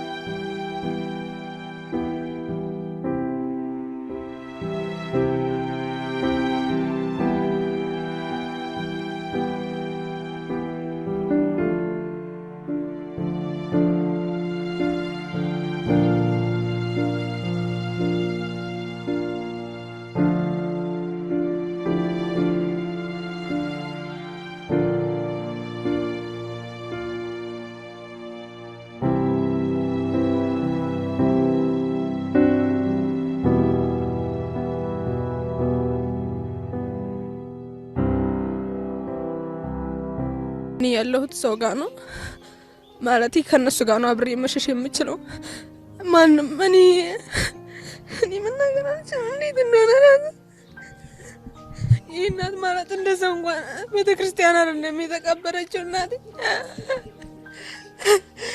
ግቢ ውስጥ ቤቷ አይደል Thank you. So I only played not even 1% really of the victims and all the destroyed areas. You can count it all the way. It was all open until Devastation, and all that area has been destroyed, and Afar as well. But Amhara region is big. There's so many people, and they've taken, patrols and anything that's useful. They've been taking it in and out. Nobody's stopping them, and they're raping children and killing people. I've interviewed with that little girl that she was crying about her mother. I just interviewed somebody just before her or after her. There was a mother who has lost 4 of her children and her husband just within one day. So the point is, with all these victims and those previous one you've seen, they have lost a family member, the house was burnt down, The land was burned. They've lost everything. They're on the street or just anywhere. Nobody visit them. I mean, it's huge trauma. Even the women who've been raped didn't get much of a support in terms of, health care or anything like that, because we used to do it when I was back home. So it was really, really, really upsetting to see all these people have nothing to do with the war, being affected by the war and being victim and completely ignored by the so-called government. So I moved to the Amhara war. The war in the Amhara is a deliberate act. In an attempt to resolve the conflict, Amhara civilians have repeatedly called for peaceful dialogue with the government, but being constantly ignored. When it was desperation, demonstration took to the street, protest against abusive government policy, Abiy's response was to send in military and silence the people. The scale of military deployment against Amhara civilians were totally disproportionate compared to the number sent to fight TPLF force. I just want to point out one thing. So the TPLF were TDF soldiers. Surely they're not going to be as many as the Amharas, because the Tigray area is small and Amhara is the largest, one of the largest number of community. So last time when TPLF came, we didn't have enough, well, according to the government, we didn't have enough military power, because they were running away up to the Devastation, and all these things happened, all this stuff destroyed and people and everything like that. But when this war between the Amhara, I mean, there wasn't war to begin with, Amhara people were asking peacefully, and immediately they sent huge number of troops to Amhara region. I was there, I was in Debark, so we were driving to Bahardar and then, Gondar and Bahardar. I've seen so many soldiers that I have never seen before during the TPLF war. So these soldiers obviously were ready to attack the Amhara region, but they weren't there to protect the Amhara people during TPLF war. In addition, there have been board cuts targeting the. In addition, there have been budget cuts targeting the Amhara region, which are further impoverished communities. Millions of Amhara children are out of school, even more than during the COVID-19 pandemic. So the government staff, they kept complaining the education system is only to this level. It's because of the war. They kept saying it's because it's Fano, that's why the children are not going to school. But during the COVID pandemic, children weren't going to school, but the education minister, whatever, education bureau, came up with an idea of educating children in their homes and all sort of other stuff, sending lesson plans and all this stuff. They did not want to do this here now because they don't want to. That's my understanding. If they did, instead of blaming Fano, they would have found a way of educating Amhara children. Well, in fact, some of the schools are pays for military, the government military. Amhara civilians have been targeted using drones and heavy weaponry, resulting in mass casualties. And while Amhara people starve in Wallo, now previously in the Wallo areas, already really affected by the war, and there's starving at the moment. And from Lalibela onwards up to Sokotra, there's a huge famine now. And instead of providing relief to the most in need, the government is investing in arms and vanity projects. It is shameful. The Ethiopian people deserve better than this. Thank you. Thank you. Thank you, Meti. Thank you so much. Yeah, should we have any Q&A, short Q&A with her, or maybe people? Yeah, I have a message here. Mm-hmm. Thank you, Meti. You showed us the extent of human barbarity and the degree of animosity. Ethiopians don't deserve this. The message I'm going to give you is something or somehow related to this as well. When things become very difficult, when schools are closed, people kill because of who they are. There are two alternatives: one, to die, or to leave the country in search of a better life, of a green grass, if you may. So we recently received an SOS, Save Our Souls, from Libya, where more than 200,000 Ethiopians, including some Eritreans, were stranded. Wherever they hit, the police breaks their houses, beats them, abuse them. They cannot even go out of their houses in search of food or water.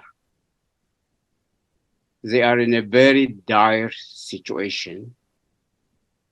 So they sent us, maybe some of you have also received it, this SOS, and they appealed that we come to their rescue, or at least appeal to the international community. And that's what I'm doing now, to bring you this information. Some of you belong to organizations, others individual actors here, but there are a lot of things that you can do. Jeff Pierce this afternoon told us who we are. Actually, he told us as it is. So we don't have in view or in light of such human crisis, we don't have to be silent. And so wherever and whoever you are, please, let's do something. At the end of this meeting today, maybe we'll have a few minutes to talk and ponder about our future path. What is or what are we going to do? Not as individuals, but as communities. So with that short appeal from our compatriots from Libya, I will end it here. We have actually been bombarded with the kind of travesty, the kind of human suffering that I have not seen anywhere else as it has happened into our country, to our people. It is devastating. It should tell us a whole lot. I know Matasa has been doing this for forever. I need for us to keep in mind what Jeff also has said about us. The fact that we have not been getting together as a people, ignoring what we see on a daily basis, is by itself a great deal of importance for us to be aware, to be feeling human, being Ethiopian, looking into ourselves. We need a mirror. We need to stand in front of a mirror that is important to give us an idea of how we need at this moment to get together, to unite. We have a cause. What else can we do? We can't afford to just simply watch day in and day out. We need to come together because we don't have time. They don't have time. The people are suffering. You've seen, Wasi, what happened in the Devastation.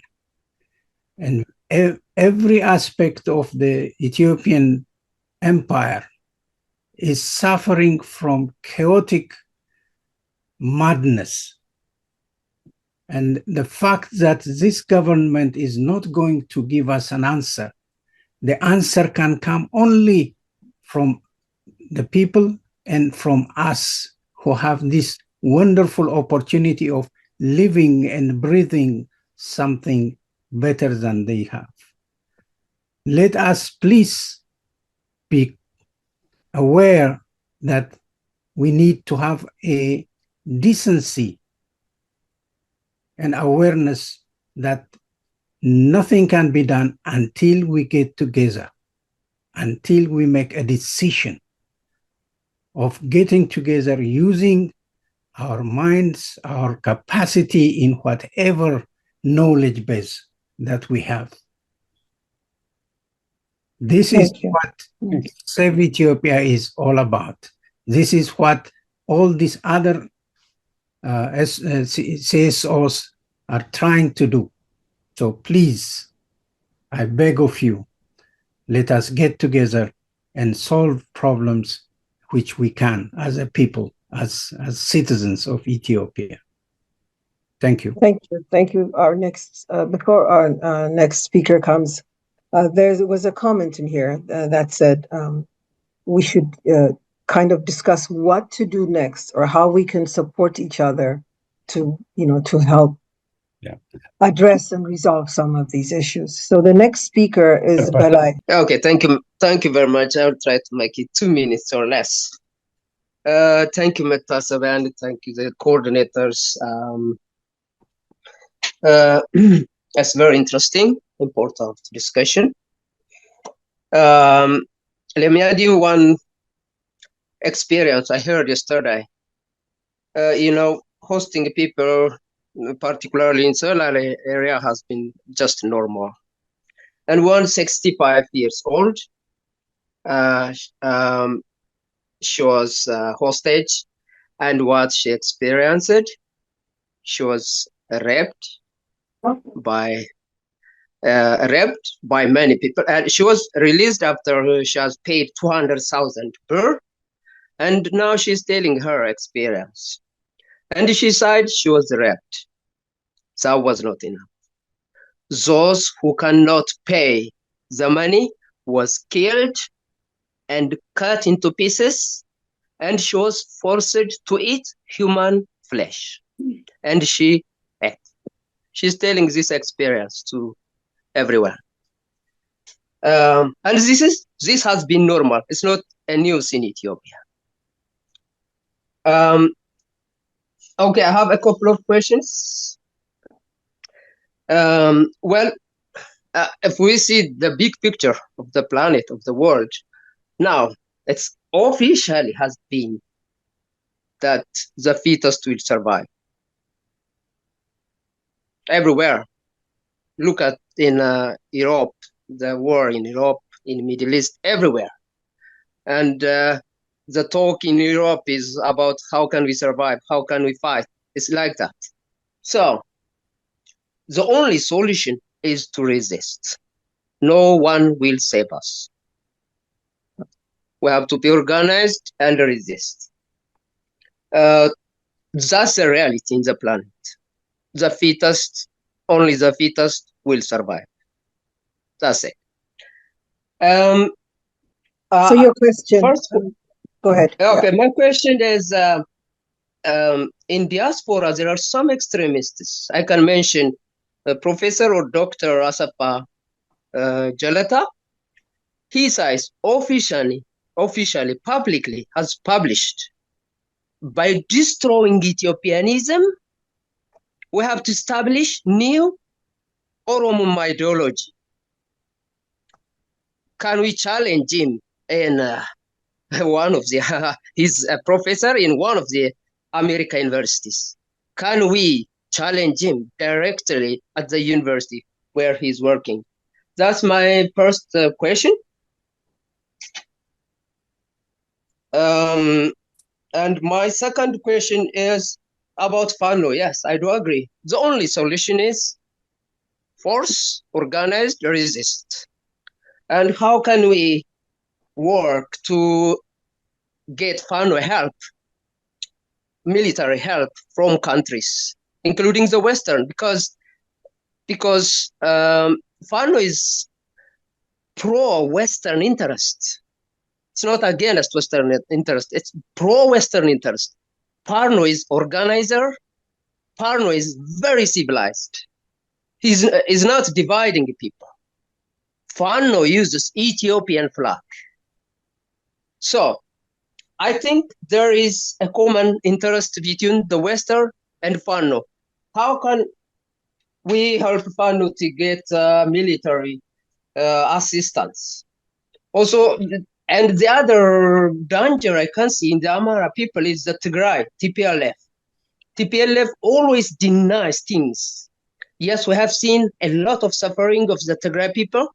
Thank you so much. Lots of thought to think about, lots of good ideas. Hi, Go ahead. how are you all? Good, thank you. It is really a sad moment sitting and watching this. I should confess that it breaks me into pieces, and I have to collect myself and say something. I would like to extend my heartfelt thanks to everyone involved, first and most. The organizers, presenters, and all the participants alike.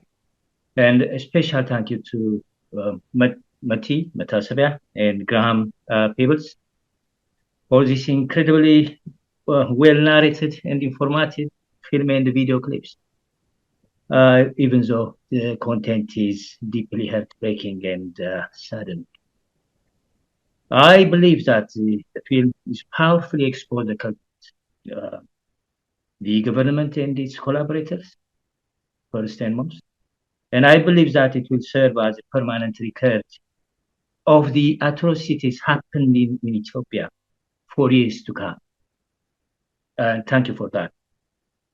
Once I said this, I have a question, maybe perhaps it is more of a suggestion. I fully agree with launching a planned campaign. It has been said here. But when we do this campaign, the question might be, say, why not? Can activists, politicians, and even individuals in this group leverage this film and the video clips as a tool to raise awareness about the Amhara genocide, particularly targeting decision makers in Europe and the United States? To put it more specifically, could it be used to inform and influence carefully selected members of parliament, congressmen, senators in the US side, maybe in the Europe, MEPs and EMPs, European MEPs, member of European Parliament? So this is my question. Anyone can answer this. Anyone can add salt on this. Thanks so much. Thank you. Thank you. Yeah, I mean, just for the latter part of your question, I mean, I am with AIPAC, as you know, and that's what we do here. We do talk to Congress. We do talk to, approach State Department and all that. And in fact, the last election, 36 of the people we supported are in Congress right now. But the issue is not just that. Right now, we have to sift through what U.S. strategy for Africa is. But the other more important thing I think, is how we Ethiopians come together as a voice, both here and in Ethiopia. And also, I mean, as some, I've been doing this for some time. It is so hard to get through to our people. It's almost like we're broken. This thing has broken us. And we're thinking, okay, I'm just going to live my life. I'm just going to educate my children.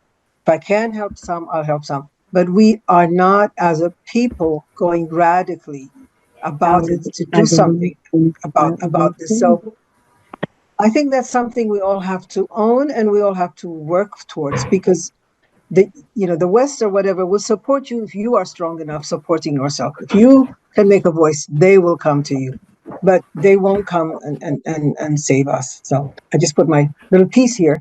Marcos. Thank you very much. So my questions are two questions. So the first question is, it's really very touching to witness the story of genocide the Amhara people are going through for 3 decades now. I've had the opportunity to read a lot of web blogs, websites exposing the Amhara genocide to the international community. But it's not only, to my impression, it's not only the extermination of the Amhara people. It's more wider than that. And very much recently, the relentless campaign to erasing the history of Amhara people, the culture of Amhara people, the religion of Amhara people is also an integral part of this genocidal campaign, particularly after the rise of the totalitarian regime of Abiy Ahmed. And so my question to the presenters is, how do you see this relentless campaign to erasing the history, culture, religion, and also exclusion from the mainstream politics of the Amhara people in terms of economy, and all of that is an integral part of this genocidal campaign. And so I'd have liked if the presenters have integrated as much facts of the relentless campaign of our history, culture, religion, and all that. My second question is, I've heard one presenter ask a question about, especially with the explosion of digital media in the past few years, we have witnessed so many stories and all of that. And one of the facilitators of the meeting, I've heard him say, a picture is worth 1,000 words. And so I cannot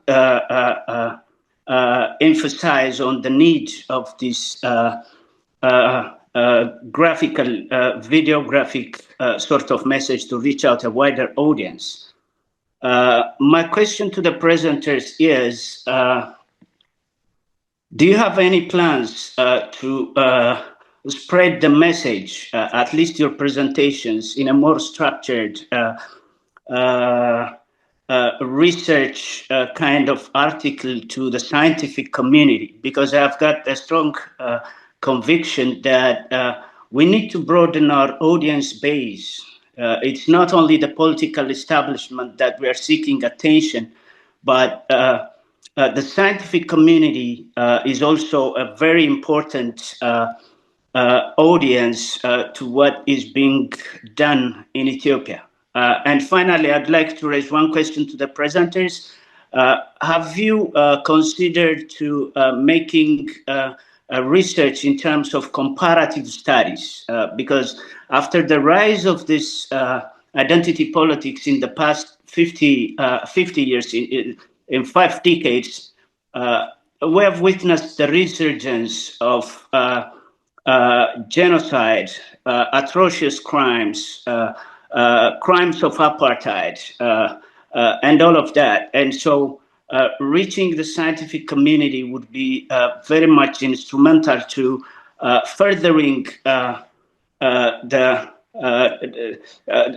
furthering our agenda to the existing body of knowledge, so that the international community, as you might have noticed, the genocide in Ethiopia is methodically, to a large part, very different from the other genocides that we have witnessed historically. And so what I'd like to say is, in all these years, I only have witnessed one journal. The name of the journal is Journal of Amhara Studies. And there's only one single article that's published in that platform.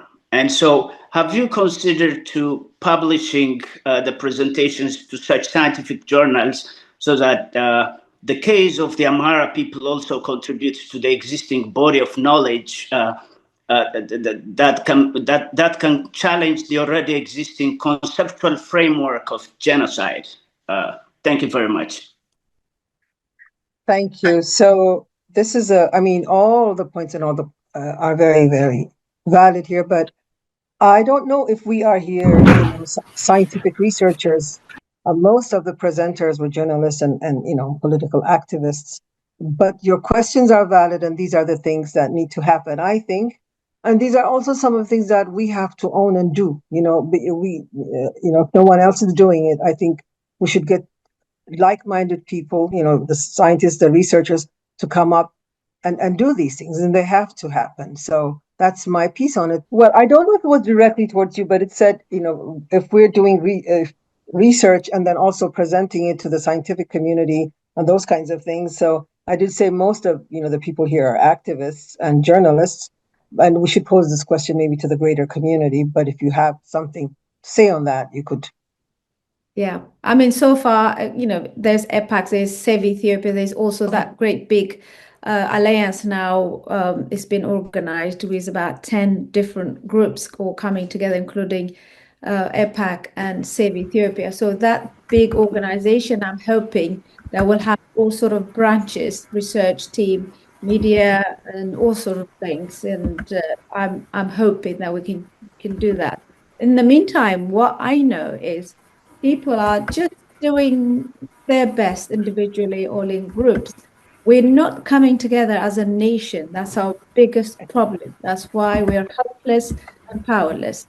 So, we're saying all this. This is a good start today. There's about 150 people.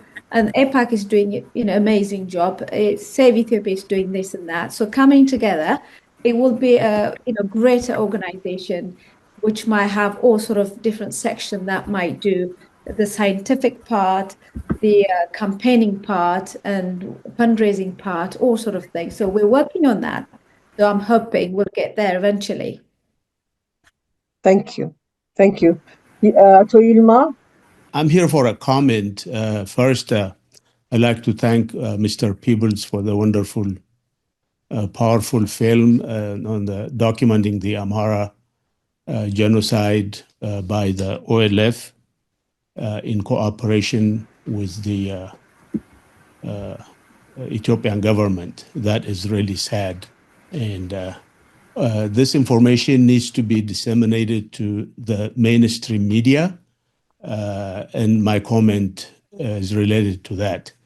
Also, Mr. Pierce, Jeff Pierce, as always, has made great comments. And what got my attention was one of his suggestions where he recognized the challenges that we face in reaching the Western media and the American and the European governments. We were not able to make any headway in terms of getting our causes heard. So I like to thank his emphasis on shifting our strategy in communicating with the media and with the global leaders, because this is critical and it must be taken seriously, in my opinion. We've been doing demonstrations, endless demonstrations, and we didn't see any result, we didn't see any effect. So my message to the audience today is we need to continue to raise awareness, which has not been enough. We have to take action. So we need to find a way in the manner Jeff suggested. How can we reach the media, the American and European mainstream media, and their government representatives. So we need to work hard in that area. Thank you very much. Thank you. So before I go to the next question or speaker, there's a question that someone put out, and maybe you can also address that. Okay, I have a question to you or anyone in the conference. When we speak from genocide, ethnic cleansing, my guess, why still yet the international community are silent or not convinced is because some of this government, ethnic Amharas, including the Federal Republic president. So how can we make our case to convince the Western countries that is really what happens now in our country is genocide? Can you explain? I just wanted to say thank you for putting this on today. It's so uplifting, encouraging, and also enlightening. You may tell I'm not a natural Ethiopian, but maybe at heart somewhere I am. We carry out in Birmingham in the UK. We've done events in London where we've blocked roads, we've protested. We've got another one coming up on the 13th of April. But I've got two things really that I would like to say. One is that the world that we live in now is not the one of 20 or 30 years ago when atrocities were on the front pages and on the news. If you look at what's going on in Gaza, it's unimaginable that governments wouldn't have done something previously, just as the things that are occurring in Ethiopia now. I think we have to accept, in somewhat what Graham said, that it's just not going to get the coverage and governments are not going to engage with it and take action like we may hope. Our hope has to come from the people itself. And I still think, in some ways, English people see themselves as British. And I think that being Ethiopian is almost the same as being Amhara, historically, just from my own personal experience. And I think that we need to raise with our own people or with your people and educate them. And so many of them, though they may be aware of it, are not brought to action by it. So within our own communities, and for example in Birmingham, we need to get them to that point of action. And my final thing would be, is that in Ethiopia, this government is reprehensible for all people. We're here for one people today and to talk about it, and I understand. But when I look at it, I see that he's bad for everybody in Ethiopia, the whole nation. And just as Jeff was saying about we need to unite, and I look to Syria, what occurred in Syria recently happened in a week. It went from a group of historical enemies coming together to remove a regime and have a regime change. And so, we can't give up hope that we can achieve that. And when things move and people move, that can happen really quickly. And my final thing would be, please, from this group, is there a way to capture information so that at some level, either they're regular meetings or we may continue to communicate and help each other? Thank you. Matasa, thank you. Can we address some of these questions? Because we do have a lot of things that are given us. So can we address some of these questions before we go to Lul and Aklog? Okay, well, what Eric say, I wouldn't call it a question. I think it is rather a comment and advice, which I absolutely agree with. Yes, I do believe that, if you remember when the Arab Spring, when there's that kind of change was happening and the West wasn't behind it all. I mean, behind it all in order to actually disrupt it. But in the end, when the people win, immediately, especially in Egypt, immediately they come out and say, we're with the people. So it's up to us. If we come together, we get more powerful, then we get attention. Everyone follows the winners. In order to win, we have to come together. We have to be more powerful. In fact, our country's responsibility is ours, really. So if we can't take responsibility, and we can't really look for, look out for the Western to change it. In fact, that's also another way of colonization, really, because they've always came and told us what to do. So we can take the good things, but in terms of running the country and in terms of bringing democracy and equality, in terms of building that country, we have to first take responsibility, all of us. Responsibility in a sense that not only wanting things to change, but actually doing something together. I mean, our community is so divided because, I mean, I don't know why, but we cannot let go of some things for the sake of the bigger picture. And we get angry, we quarrel and all that stuff. But then when we look at the country, when you see that national crisis that we've seen on the video, on all those children suffering and all the drones attack, but it makes you feel like you can just do anything, really. You can just do anything to change this. But we needed a very little commitment to do that, just to come together. The minute we come together, I think, is going to change everything. Now, we don't come together because people are scared and people are also poor. They don't want to lose their jobs. And there are so many people worried about the government attacking them and, and all sort of things.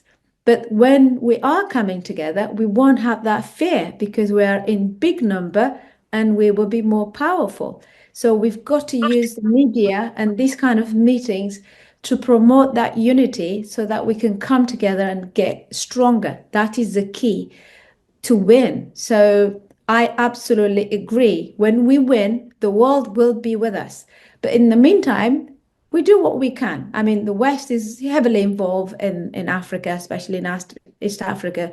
The British, the Americans, they're heavily involved. We know that. So if we're talking to them, if we're negotiating to them, is to ask them to actually not to attack us, not to divide us, not to tell us what to do, rather to support us in our journey in bringing democracy and equality and rebuilding the country. So instead of them actually politically involving, maybe they should involve in terms of rebuilding that country, with skills and money and all the rest of it.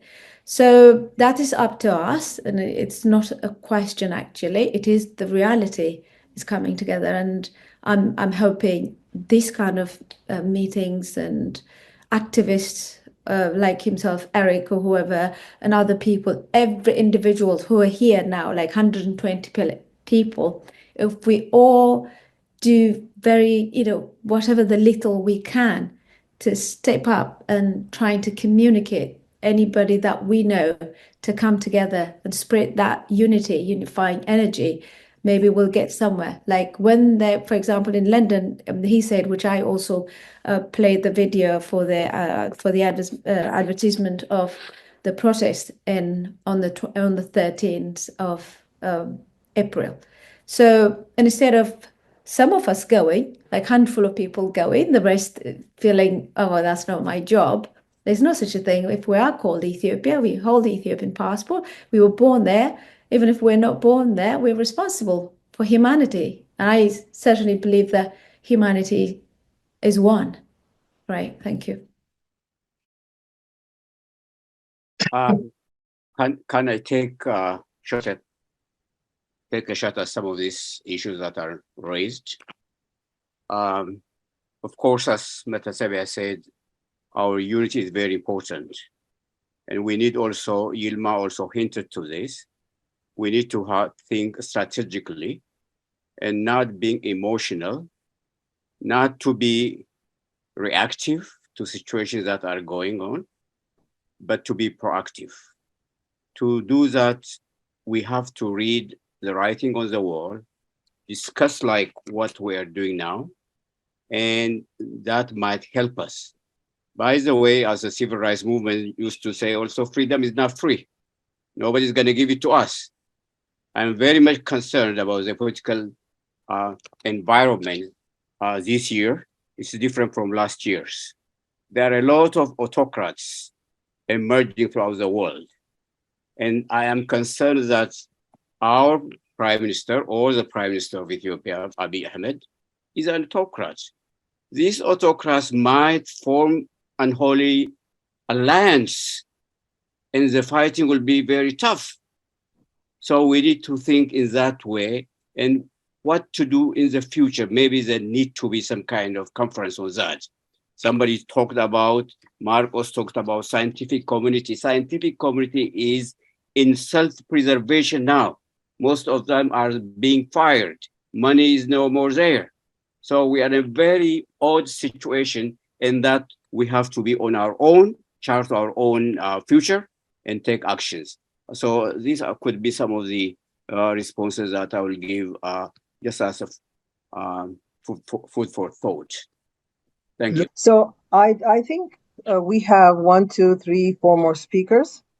And I think that should be our last speaker, the 4th speaker. So I just wanted to let you know. Lul, you're next. Go ahead.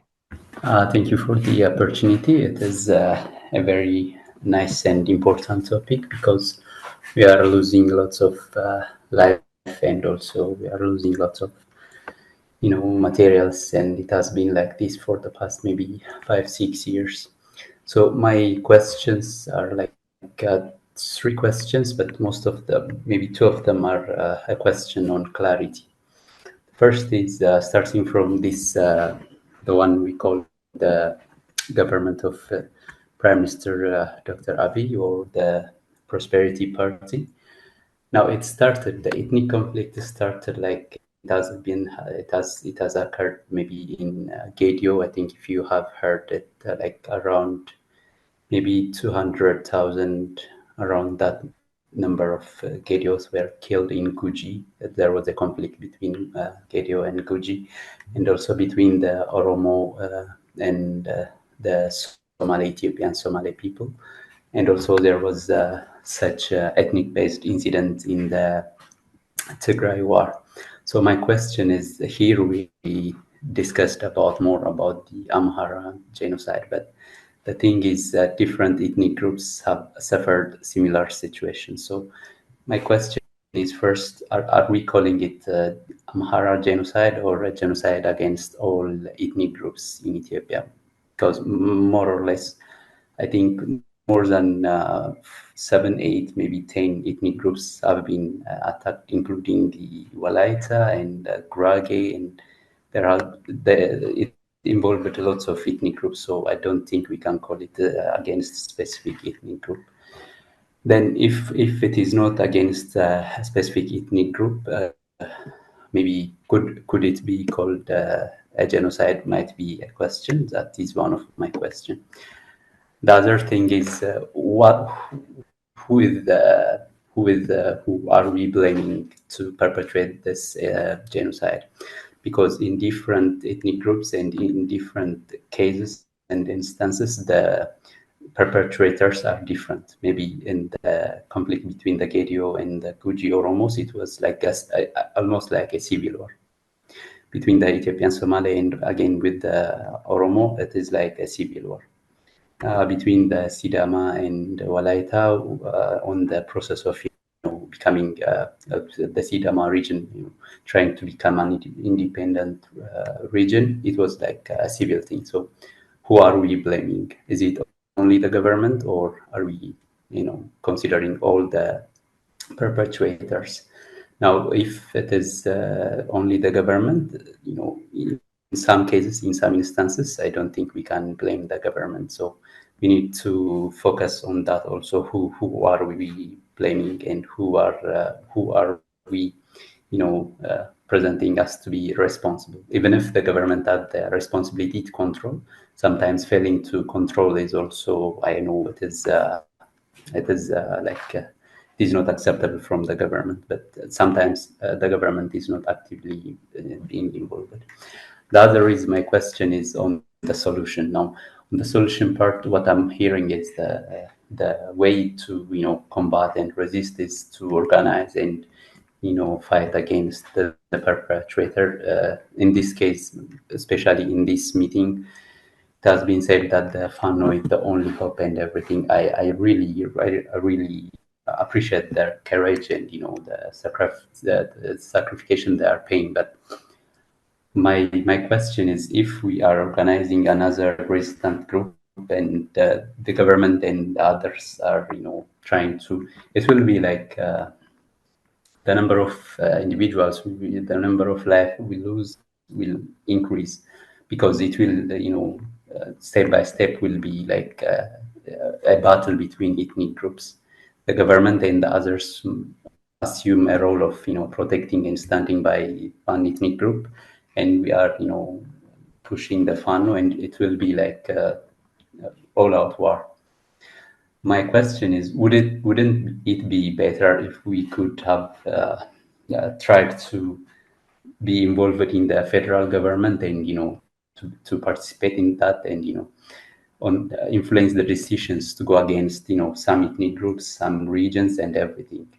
Wouldn't that be better, to be involved in the federal government and, control its power, control the decisions to invade some regions, to resist its decisions and everything, resist its policies, so that it won't be mass killing in each region, turn by turn.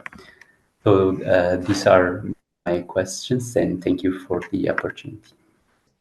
I start with the suggestion that being involved in the federal government and bringing about change is completely useless, because we all tried to do that. And Christian Tadele was in the parliament, Johannes Boyalo, they all did that. They all did that. They failed because that space does not exist at all in this government. So it's not a good suggestion, knowing exactly what's happening on the ground. Secondly, about the genocide part, yes, there is a genocide part. There is national crisis where there are tribal conflicts and everywhere. So with the Gedio, Professor Ache is here, he knows exactly what happened, because Global Alliance rebuilt their homes for Gedio community. Actually, I was there myself to report it once they finished building the homes and things. That is also happening part of the South a lot, but that's also part of government responsibility. I mean, in the South, what the government did was divided the areas so that it's all becoming so full of conflict and not being able to control it. That's also government responsibility. Maybe we need to redefine what is the responsibility of the government. Anything that's happened in the country need to be able to controlled by the government. If it can't do that, the government has to resign if he's not able to do that. We're not going to sit back and say, well, the government didn't do it, so maybe, it's our problem. It's not our problem. The government has so many soldiers in Amhara region killing innocent people, but those soldiers are not in the north to stop the internal conflict with ethnic groups, because they didn't care. So genocidal areas, genocide in terms of my idea, I wouldn't call it a genocide. I would call it a national crisis, that part of the region when there is, ethnic, conflicts and those things. Those problems can be solved eventually and should be solved immediately, actually. I wouldn't call this genocide. What I would call genocides, government-led attack, especially, specifically a tribe or one member of a society. So Amhara was designed to be cleansed, to not, if you think about Amhara, just think about it the way it's going now in 10 years. Think about in 15 years. Will Amhara be, I don't know, surviving? Do we have young children who went to school that can compute in universities and big businesses and universities? No, because the Amhara people are not going to school deliberately, with deliberate action. The Amhara people are being killed by the government military. That's on purpose. That's what is called genocide, planned, and it's all happened by the government itself. So that's a very dangerous move. It's not just one group of, people with the other group of people having conflict. It's designed by the government to cleanse Amhara people on the ground. That is called genocide. The rest are conflict, but still government is responsible for it. Thank you. Thank you. Thank you, Meti. So go ahead, Dr. Akloq. Okay. I have 5 specific comments that I like to make. The first comment is really covered by Matasa accurately. The premise I make is that there is indeed well-documented narration of genocide against Amhara. That's the premise I make. Second, I think as individuals, and individuals, by that I mean individual groups, individual entities, we have done a marvelous job of highlighting the issue for several years. But there is statistical data that I want to bring to your attention. The statistical data shows that about 40% of the diaspora in North America is Amhara. But what percentage of Amhara are involved in their own, in the discussion with regard to Amhara atrocities? We need to ask that question. The inability of Amhara itself to mobilize, coalesce, organize, work with others to expose the atrocities part of the problem. The third point I want to bring out is there was a lot of effort made, which is legitimate, that scientific research is important. This is being done, by the way. The Amhara Journal, which just started, a two-day conference took place. That Amhara Journal is starting to document not only atrocities, but the historical narratives that have become the basis of Amhara atrocities. So I would like for you to just acknowledge the Journal of Amhara as part of the solution. The last point I'd like to bring to your attention, I think today's conference in English is powerful. It is powerful and it's a very, very good beginning. At the same time, though, I'm deeply concerned that the fragmentation is harming the Amhara cause. Fragmentation, by fragmentation I mean different audiences, different groups discussing Ethiopia without the core issues that are painful. The presentation made today by you, powerful, moving, heart-wrenching presentation. But we need to scale it up to the next level. I appreciate the effort, but I think we need to do more, and we need to bring the communities together. I really urge you to do that. Thank you. Thank you. Next, thank you. You really summarized it very well. Thank you so much. Marsha Yosef, you can unmute yourself. Yes, thank you. Okay. Thank you for thank you to everybody that participated in this conference or meeting. I would like to point out that three important generalizations could be made from this meeting. One is the absolute need for getting organized and bringing people to act in a united manner, both outside the country and internally. The second one is to use the foreign language, English and others perhaps, to reach out more broader sections of the international community.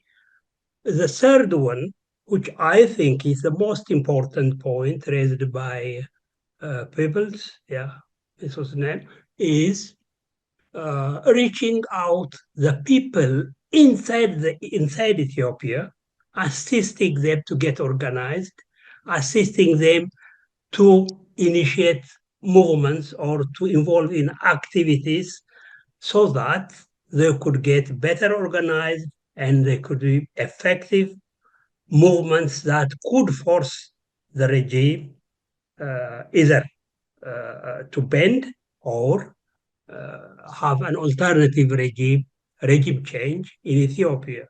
So mobilizing the people internally and assisting them in whatever way the external community or expatriate community could do is the most important point. I think that has been pointed out during this meeting. And I would like to thank the people who have organized and who have contributed to this, to the successful meeting. Thank you very much. I have finished. Thank you. Wendumu Makonnen, you are you're our last speaker. I do not see any more hands up. So go ahead, take it from here. Thank you. First of all, I would like to thank all the speakers. I got so much. I was educated really so much. Thank you. I would like to say just thank you. But one thing I would like to add into the dimension of genocide, most of the people, they don't mention this. Who commits suicide? Who commits genocide? Let us see the pattern. If you see the pattern, you will see who commits genocide, and it would be easier, actually, to conceptualize that. Be it in Germany, genocide against the Jews were carried out by those Germans in power. Be it genocide in Turkey, for example, against the Armenians, who committed it, the Ottoman in power. Fast forward, coming to Rwanda, who committed suicide? Those in power, the Hutus, who instigated their own people to kill the Tutsis. That means who commits suicide? Sorry again, who commits genocide? Those who are in power, managing the army as well as the finance. That means those who have got tanks and banks. That means this is missing from the definition of genocide, apart from those 10 stages. Therefore, in Ethiopia, when you come to Ethiopia, what has been happened in Arbagugu, Badeno, Water, etc., it was carried out by the members of the OLF, who were members of the ruling party. So locally they carried out. When Achalu, they said, okay, well, let's go to Welkite and Raya and Umara and so on, who carried out those genocide. Of course, those in power, they've got the money, they've got the finance, they've got the army. They are the ones who instigated the genocide. They carried out, literally cleared these areas from the people who originally lived there.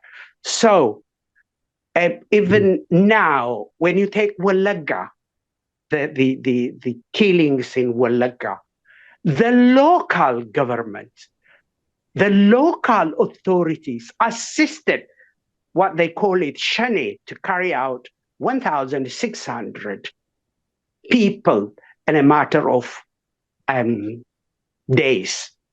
So it is the government, wherever genocide occurs, who instigates genocide.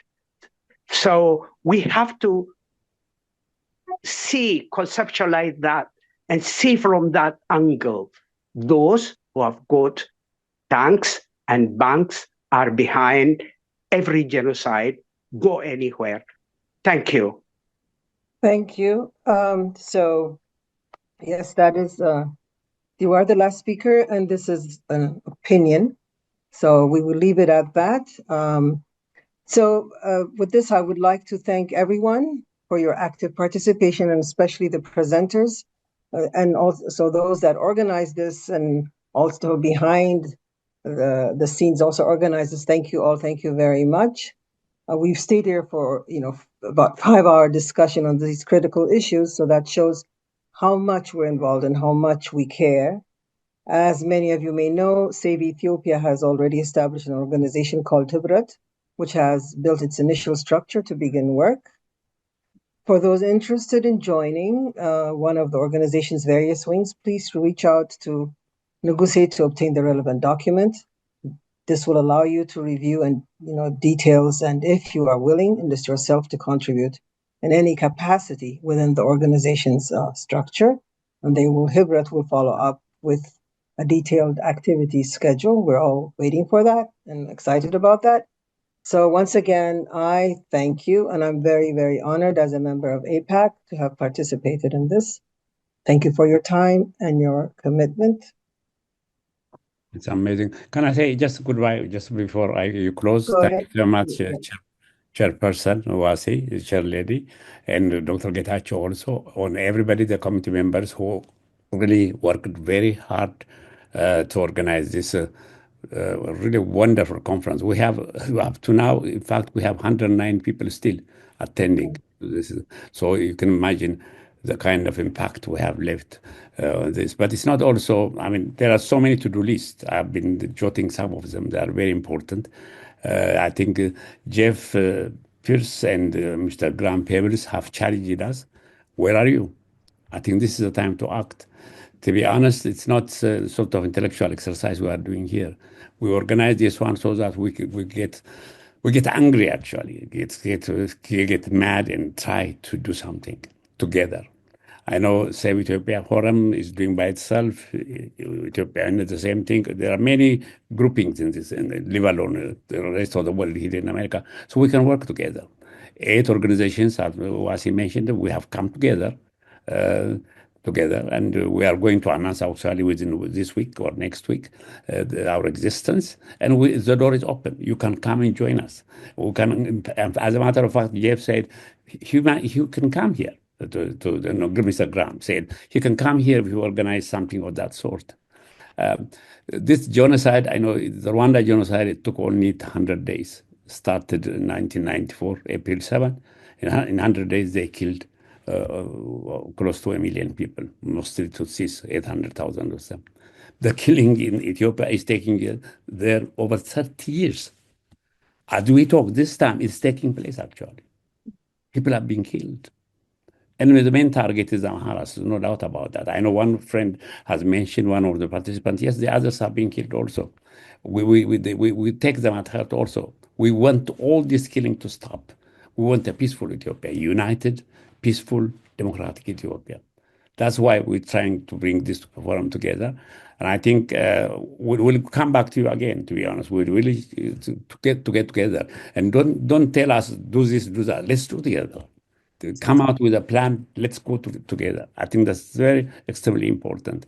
Thank you for attending. So it's incredible. Actually, we have still 84 people. Thank you so much. Well, so much humble and honored to have you. Thank you. I just want to say thank you to my colleagues, Dr. Jackson and others. They're still here. Thank you very much. Thank you so much. Thank you, everyone. Bye. Thank you. Thank you. Thank you so much.